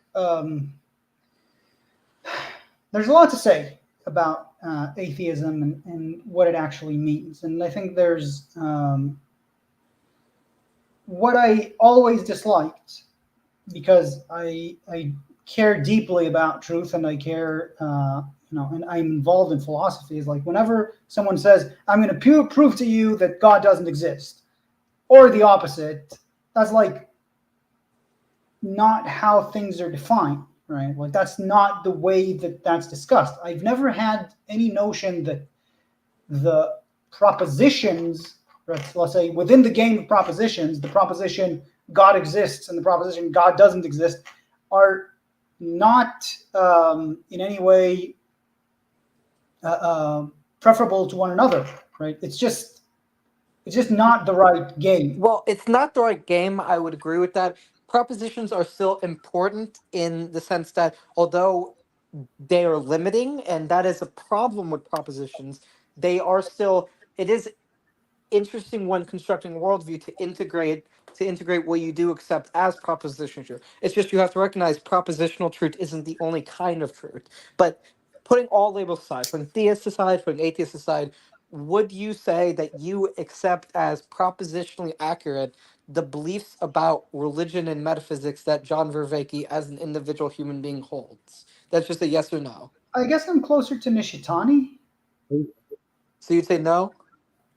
Vervaeke is close to Nishitani as well. And to say what exactly Vervaeke thinks about religion is probably something that changes day to day, right? I don't like it, and that's for every person, right? Even Avi Sagia, a famous, not famous, but a very well known within his circles scholar of halacha and Jewish literature, when he was asked, like, are you religious? It's like, that's not a question that you can answer. Do you believe in God? He was asked. And he said, like, depends on the day, right? It depends on what I'm feeling at the moment. Like, that's not a thing I can answer in the abstract.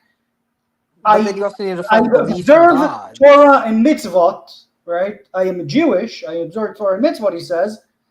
But the question of belief is a different question, and it's one that's very personal and, very very dependent on where you're at. Yeah, So, well, I don't disagree, and I think this is one of the things Jordan Peterson talks about. The problem that's embedded is the definition of truth that most people use when they ask, "Do you believe God is true?" What I'm asking you is not forget God, forget the labels of theism and atheism. From the content you have consumed of Vervaeke and his psychoepistemology and his metaphysics and all this, you would not say that you fully agree with the views he expresses. I guess the one view that I disagree with that he expresses is the need to say non-theism rather than atheism, right? Other than that, I probably agree with most of it. Were you saying goodbye, Jason? Bye-bye, Jason. Jason's running the stream though, fellas. No, I And might. hey, do I you might have- have to. I might have to hop off in a second. What? But I mean, I can leave this going. I can just like, stop my camera or something for a second. If you guys, I mean, it probably won't take maybe 15 minutes. Yeah, I definitely got 15 minutes. Okay. But yeah, if you want to keep it going, before I go though, is it Galad? Is that how you say your name? Yeah, it's Gilad. Yeah. Okay. Yeah, I've seen you on Talk with Hezi before, but I'd love to hear more of your background and stuff, and like where you come from and your story and stuff. So if you guys want to get into that, like while I'm gone and stuff too, I can try to listen back later or something. If you just want to keep it going, I guess, and I can. But I'll be back. I just got to run some people that the plumbers are here, and I got to drive back to the top of the mountain and then back down. So it might take a minute. All right. Okay. I think we can manage 15 minutes, especially with the Vervaeke head. Did you have any more comments for Kirk? Because I have a little bit of a theme to press or to pursue with you. Vervaeke has this. Vervaeke definitely comes. I actually identify very much as a Vervaeke nerd. I actually say Fori Cogsci drug me by the nose back to a more explicit spiritual life. And actually I'm also very influenced by. I mean, I am not as familiar with Vervaeke as I am with Peterson, so I'm more Petersonian than Vervaekean. But from what I have seen of Vervaeke, I agree with a lot of his stuff. I'm closer to Peterson's views than I am Vervaeke's views. Okay. Well, I guess the theme I would try to say is what do you think of, or how do you see this notion of the sacred that he definitely is not shy about? I'm gonna kind of just keep it broad for you. Yeah, so I wanted Is it too broad? to concretize, because he talks a lot about the sacred. So I want to know what you're asking specifically about. Okay. What touched you? Like, what is the thing that you're kind of hoping I would get to? Yeah. So I mean, as an atheist, I think the notion, or as a more contemporary mainstream atheist that I would know and recognize, and even at some point in my life, probably to a certain degree identified as, how does that notion, how does that enter your life? Do you kind of just compartmentalize? Is it more of an intellectual category? I'm a musician and a physicist. and my, let's say, transcendent experience, my encounter with the sacred has been and still is through music. That's my own experience.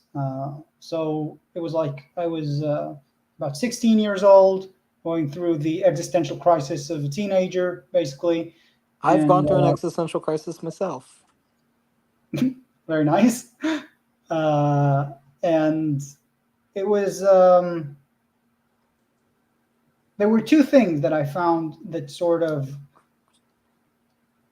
struck me with meaning, that were inescapable, right? Even in the darkest depths of like what you'd call the dark night of the soul.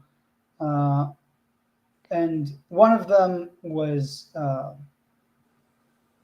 Douglas Adams, and people kind of, I don't know, people sort of wave that off, I guess, because he's a comic writer and he has a lot of sort of maybe silly ways to go about it, but I feel that he's deeply onto something, and he writes about very like the foolishness, the deep foolishness of humanity with a compassion that I've never seen out of any other writer except maybe Kurt Vonnegut.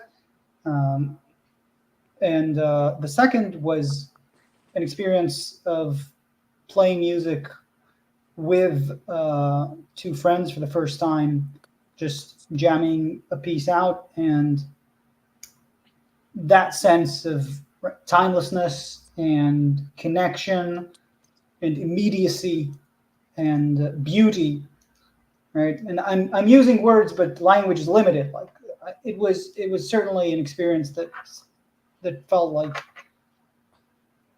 it answered what Vervaeke talks about with what people have with psychedelic drugs, which I've never tried. But it was a thing that, like, when it happened, it was clear to me that now I have to change my life in order to sort of be responsible to that thing. So like this is the most real, and I need to change my life towards that. The next aiming point I kind of want to, and hey man, I can be an extrovert, and if anything you want to back off or too personal, or hey, just uninteresting. Yeah, I have my own boundaries. So don't worry about it. Sweet. Ask what you want. If I don't want to. That's right. I'm not sensitive, bro.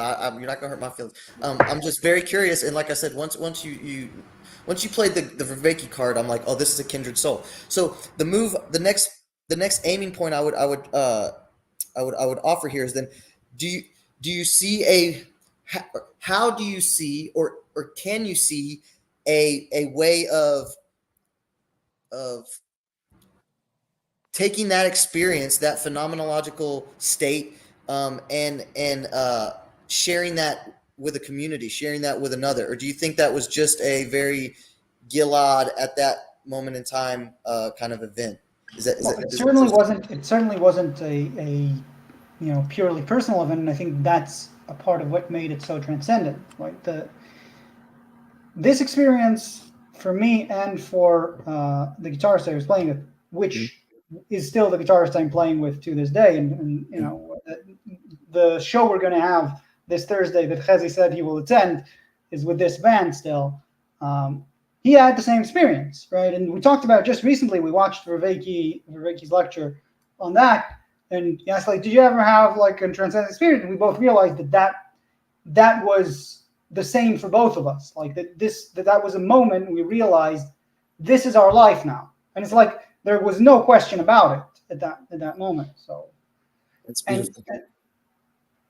and I feel like, in a sense, that is a part of that of what made it so meaningful, because there is a sense that I had when I was young about this deep loneliness, right? The existential loneliness. And when you have a sort of immediate contact with what it is to be really connected,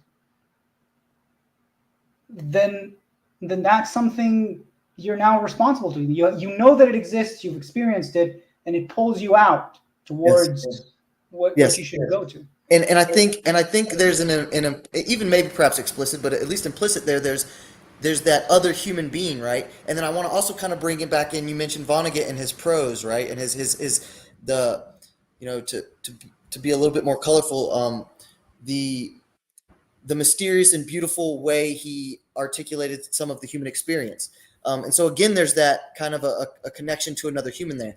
And then I guess to maybe aim a bit further, then I would say, yes, there's both another person there, but music is such a good one, because it's like, yeah, It's unique. Say it again. There's something unique about the order of about the order of music that is not really paralleled in most other mediums of art. Yes, and it's impenetrable to nihilism. It's very Petersonian, and I think Vervaeke touches on some of this. I guess where I'm trying to get is, do you see maybe where just you and the guitar, is your band just a duo? Can I ask? No, we're a trio. I'm the drummer. We got a guitar singer, and we got a bass player. Okay, so and then you'll have your audience, right? So you can even maybe push it a little bit further and say, look, we're even getting this connection and taking absolutely this, right. Yeah, okay, playing shows that happens. And okay, so in that analogous way, do you kind of recognize what religio, what religion is trying to do? So all right, so you kind of see that. So let me just maybe clarify this, because I feel like this is going. When I see like, it could be religion, it could be musical concerts, right?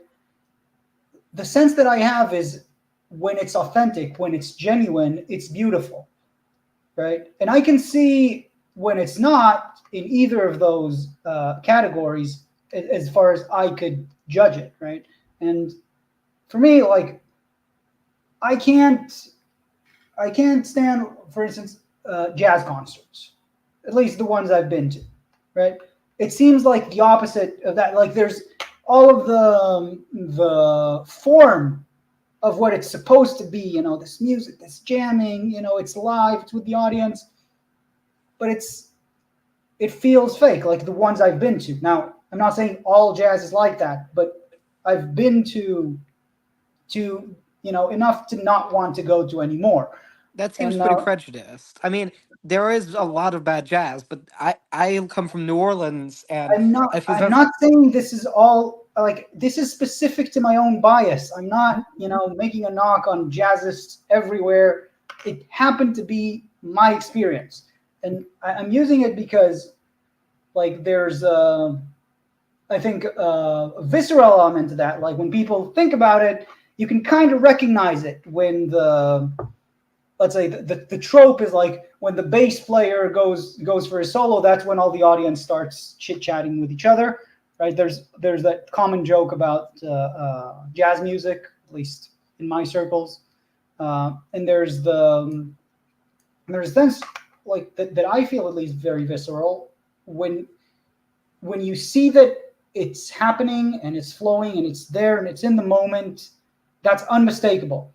And when you see people trying to put on a show as though that's happening when it isn't, that to me is like it manufactured.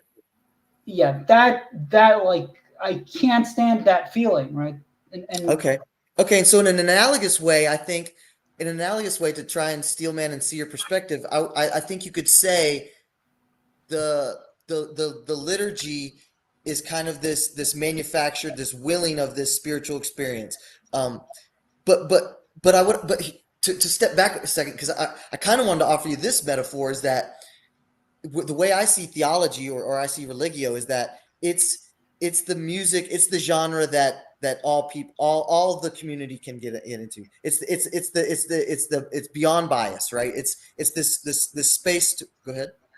So here's the thing that I found like very pinpointed at what I find problematic, or what I find difficult. I wouldn't say even problematic. What I rub up against with religion is from Nishitani's Religion Nothingness, Yes. he Masterpiece. talks about absolutely. I'm still reading it. It's a slow read. Right? It's very difficult, but he talks Yeah, about I've not finished either. he talks about the religious journey. And he says, like, whatever it is that you do in life, at any point, you maybe won't get to it, but like he says, there's a certain point when a person sort of comes to face the nothingness, the nihilism within their life. Like, they're going to die. All of their loved ones are going to die. Like the nothingness that envelops everything. And then that person has to go on their religious quest and contend with that. And my sense is that a lot of religious establishments, and I've seen this in friends who were within religious circles and left them, and within people even who are still in there but have found, let's say, other modes of communication, that they say, like, or their experience, I wouldn't say, because I can't remember the exact quotes, but the experience is like, you're always given answers, right? You're always being kept in the sense that, like, whatever you're dealing with, we got answers. Like, you don't ever have to get to the point where you contend with that existential dread that envelops you, like Nishitani is discussing. And to me, right, I'm not saying that my experience or my life is good for everyone or anything. I'm just saying that's what I rub up against. Yes. Right? Yes. I got there. My journey has been through that in order to realize that I need to orient my life properly, whatever that means. It went through that. And when someone tells me, like, you don't need to go through that, like, we can give you an answer for how to orient your life, right? To me, that's where it's abrasive. And I don't want this to be a some point, but actually I very much relate to your last articulation there, and very much on the answer side. And actually one of my little shticks here in the corner is, I think our ancestors, I think these cultures that would have been more bathed in this spiritual and sacred lifestyle and liturgies. I think it's really about the questions. I think this modern, very much propositionally tierionized, very much left. I don't know how much I don't know how much of this space we share with all these references. I'm shorthandedly referencing, but I think there is this. I think it's more about, because I actually I totally relate and agree. Like, if I, especially if I go back to different stages of my life, if I were to come into a church, let's just do my my religion. If I were to come into a church and they'd be like, all right, here's the doctrine, here's the answer, here this is why we see it, blah blah blah blah, and actually, let me do the perspectival thing. I actually got drugged backwards into religion via this cognitive science worldview and cutting edge looking into what we are and how we are relating to this dynamical, infinite, complex thing we call reality, and to where it was this almost this operatic moment, this aporia, and this insight of relief and surrender into, oh, I think it's about the most profound questions. I don't now, this doesn't necessarily refute your point, because I think, like I said, it's chock full. You can go to a lot of churches and they'll be like, no, this is the answer, here's the doctrine, this is what we believe, here's how we see it. But I think that's a misconstrual. And I think the gold that I have found, especially here in this community, and I think we can actually tie this back into a little bit earlier of what Hezi was trying, we were talking with Hezi for a little bit about, is that there's this radical humility of that, yes, we have to have these liturgies and these rituals, but, actually the church does evolve and change. It might take decades, it might take even 1,000 years, but there is an openness to, we don't have all of the answers or prescriptions set in stone. It's more of this embodied stance and openness to the wonder. And then, yes, absolutely, Jason. No, well, I was just gonna. Oh, sorry. Go ahead, Kirk. One thing I want to Gilad, add. can you bring me on? I have For some reason, on my end, it's lagging a little bit. Can you bring me on if I go for a second? Yeah, I can bring you back on. Okay. Okay. So Yeah. I just Yeah. wanted to say one thing related to what you're saying, then because I don't want to hog the mic. So just wanted to bring in that one view that I've been particularly interested in. It's in no way, I know I'm a Jewish server, it's no way the mainstream view, but it's one that I find very appealing, is the sense in looking at Jewish history, that the sort of encapsulation of the Talmud and the teachings is viewed, like, even though it was a marvelous achievement at the time, as something that eventually led to a stagnation and ossification of Judaism in that very culture of constantly asking the questions and debating and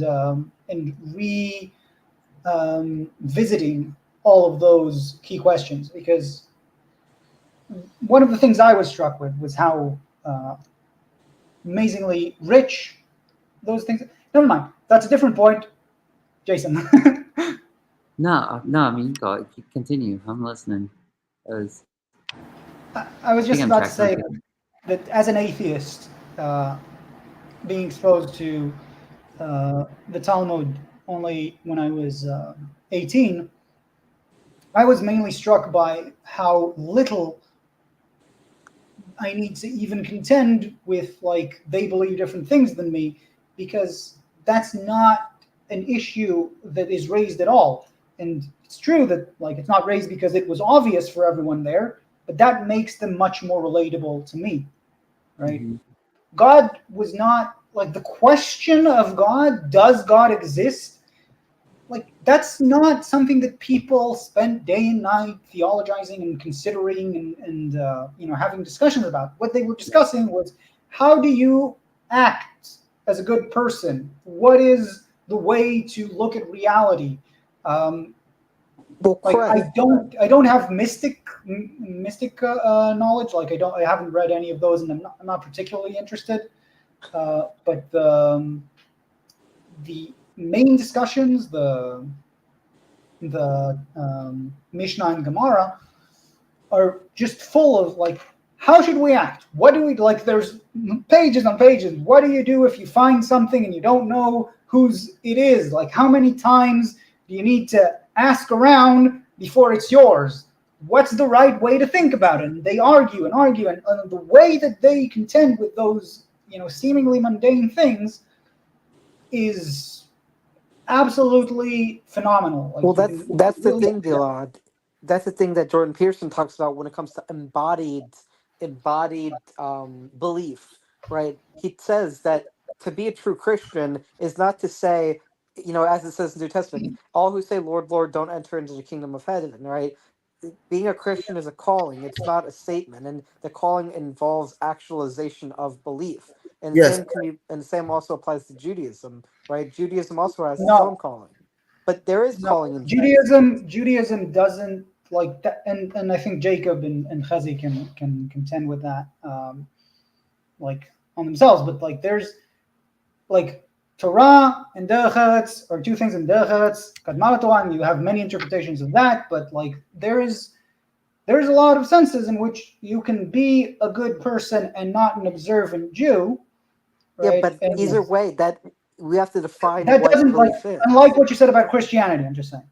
But I'm Hey, and that's saying, the point I land on, Kirk, is the Verveki move is to take it back to the German etymology of beleben, which is to give your labor, to give your heart, to give your embodiment to.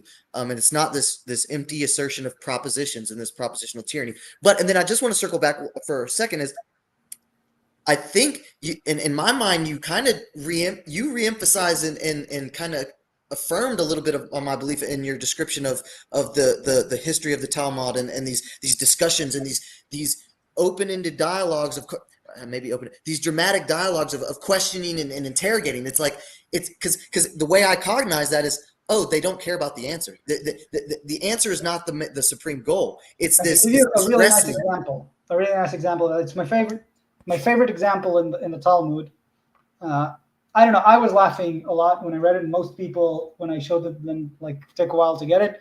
So there's a Gemara about giving Tzedakah? no tochacha. I don't remember. It's like when you tell someone off. Oh, rebuke.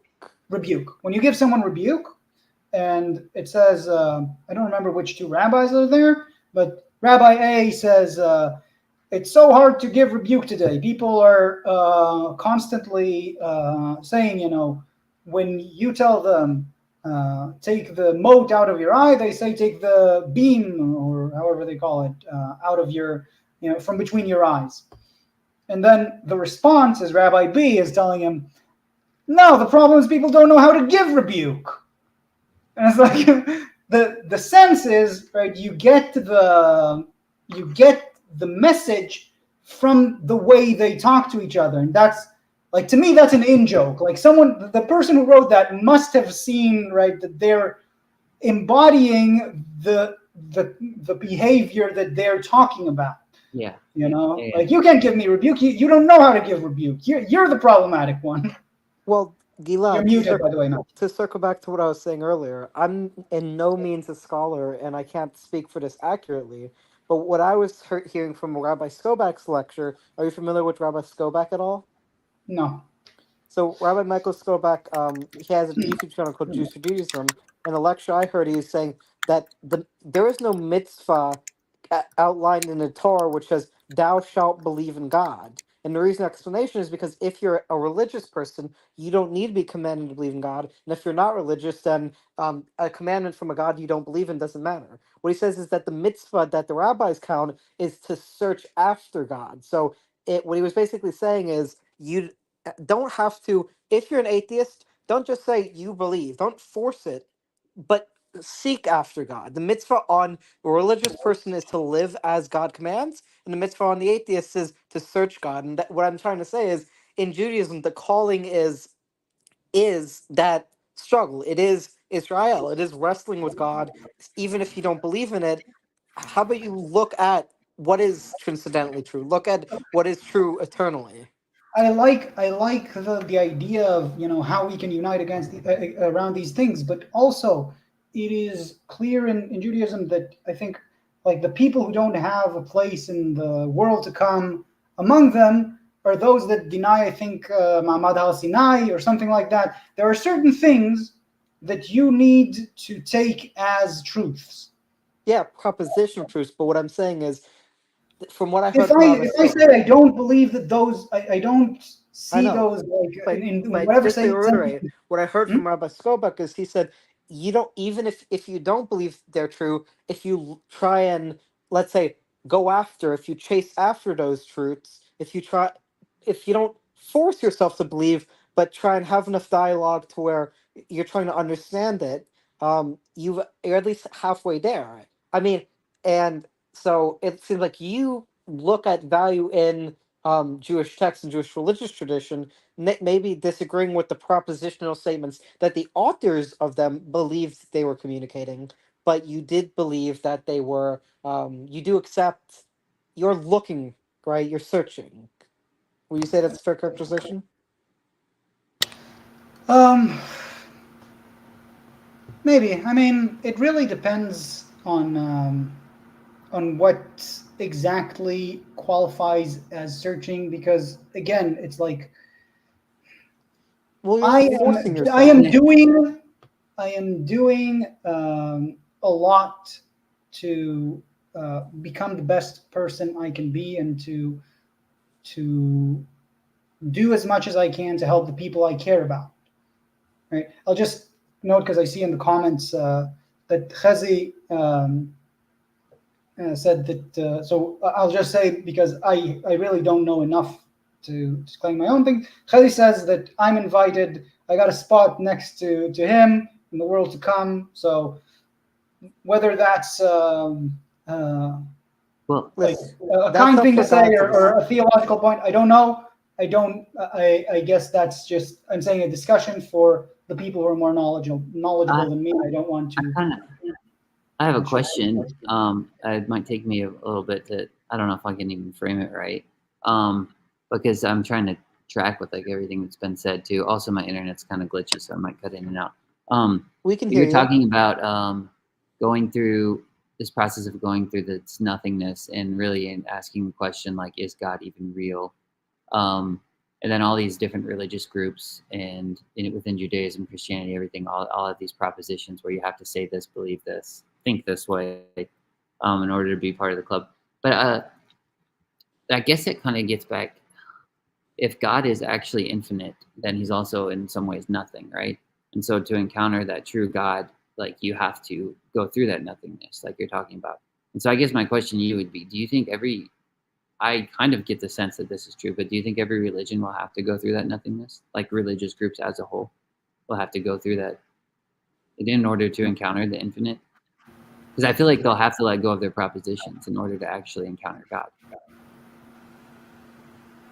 Do you think that's so accurate? what do you mean? I think I get what you're referring to. It's hard to kind of like words fail us at these points. Yeah, well, because it is difficult because it's like in order for Christianity to exist, it kind of has to have propositions. It has to have a language. It has to have names. Part of And it's being like, in the world but is in that, propositional. yeah, but in that sense, there's a way it's not really. I mean, it has to be particular, so it has to have the propositions and names, but it also has to kind of. But when those things become totalizing, like you're talking about, they have the answer for everything, and it's not allowing space for wonder, and God is actually infinite. But it has to like weirdly go through that kind of nihilism. I feel like I wonder if each religious group will have to go through this weird sort of nihilistic nothingness in order to encounter God. I'll just say that regarding that, like both propositions and the nothingness, the Tao Te Ching starts with the Tao that can be spoken is not the Tao, right? And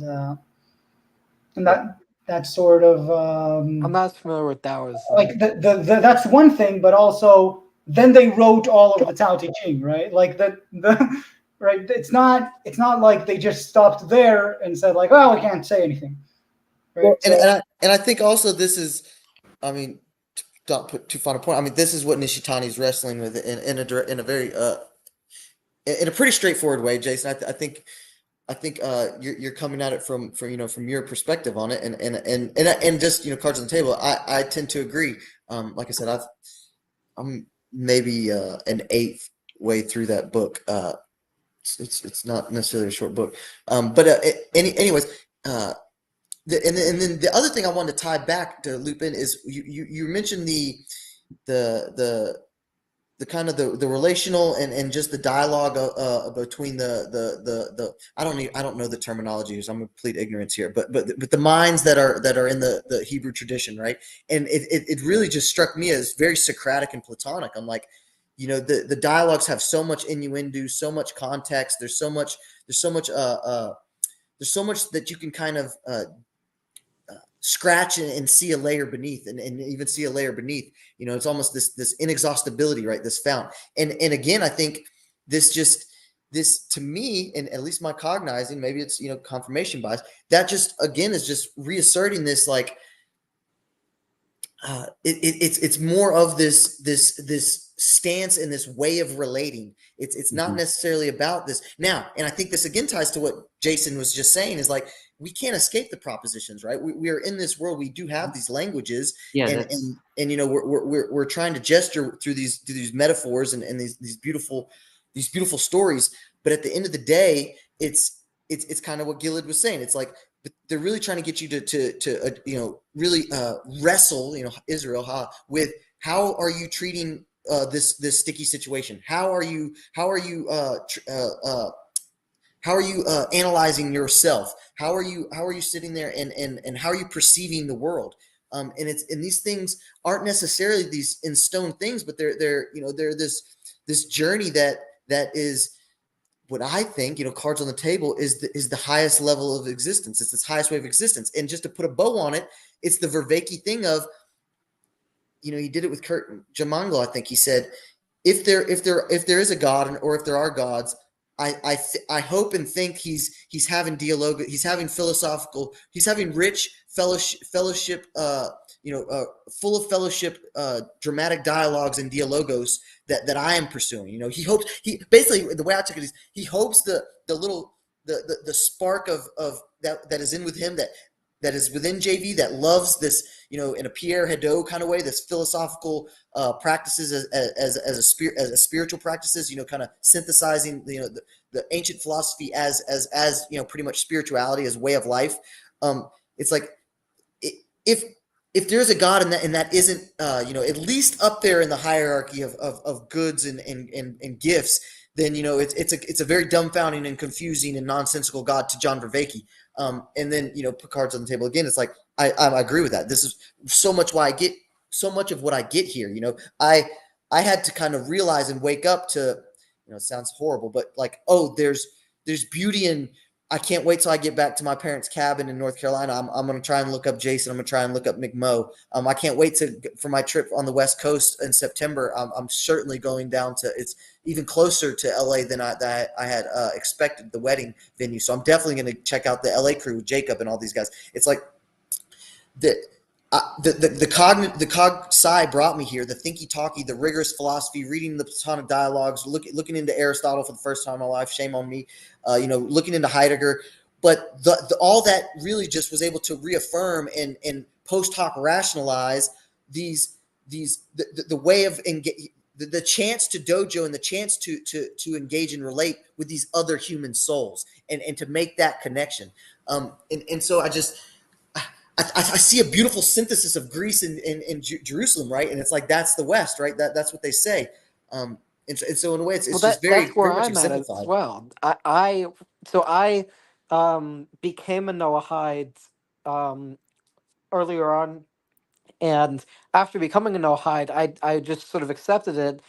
But recently, I don't know what it is. Maybe it's AJ on The Sopranos talking about Nietzsche and is that the God? But I've gone through existential crises, and I have been looking through Vervaeke, the cognitive scientist. You mentioned Heidegger, people like Karl Jaspers, Piaget, Jung.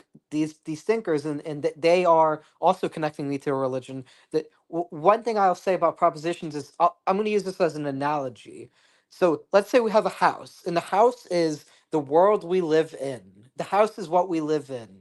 Well, that the base of that house is propositional. The base of everybody's house is the statement of reality as they see as closest to objectivity as it gets that they rest the rest of the worldview on. But the propositional is not the house. It is the basis of the house.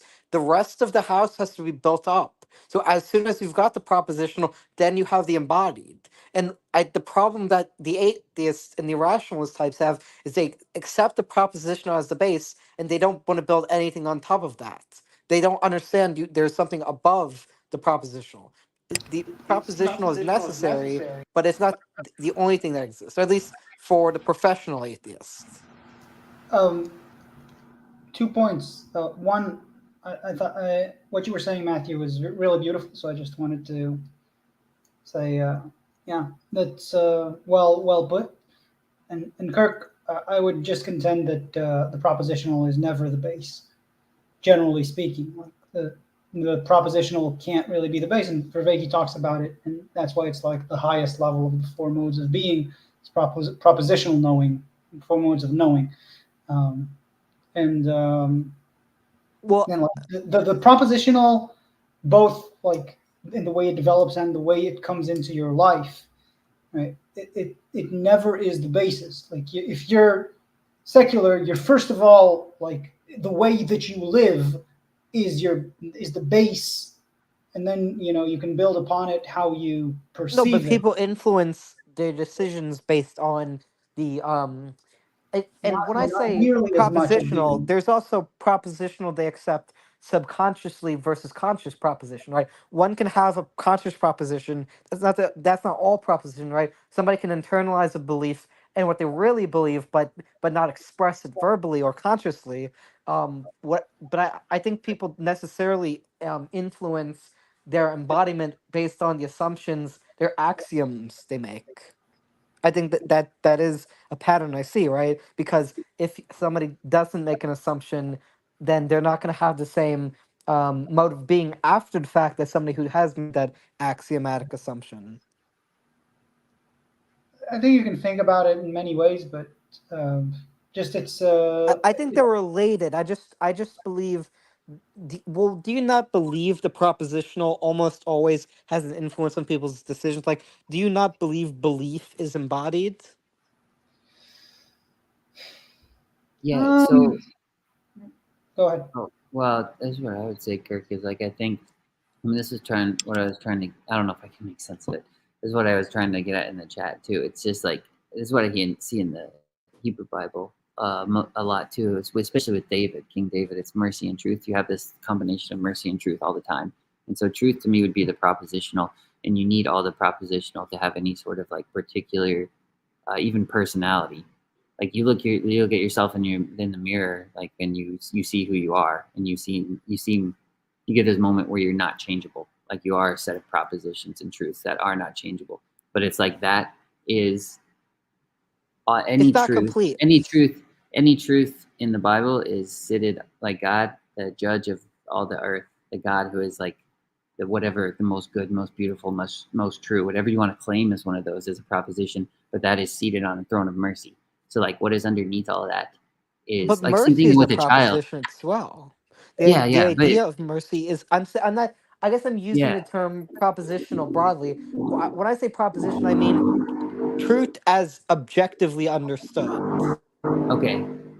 Yeah. Yeah, I got a way. I think I got a way of kind of tying this together. Because Kirk, I think what you did is I think you inverted your metaphor. Because I like the house thing, and I think what you're trying to say is the most accessible and the most obvious is these are perhaps maybe the roof or the paint or something like that.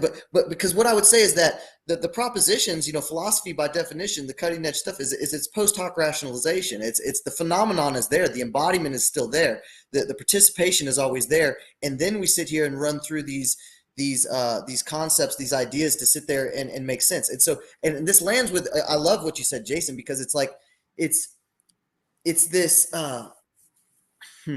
it's this because I also look at it as like justice and mercy, right? It's like this fact of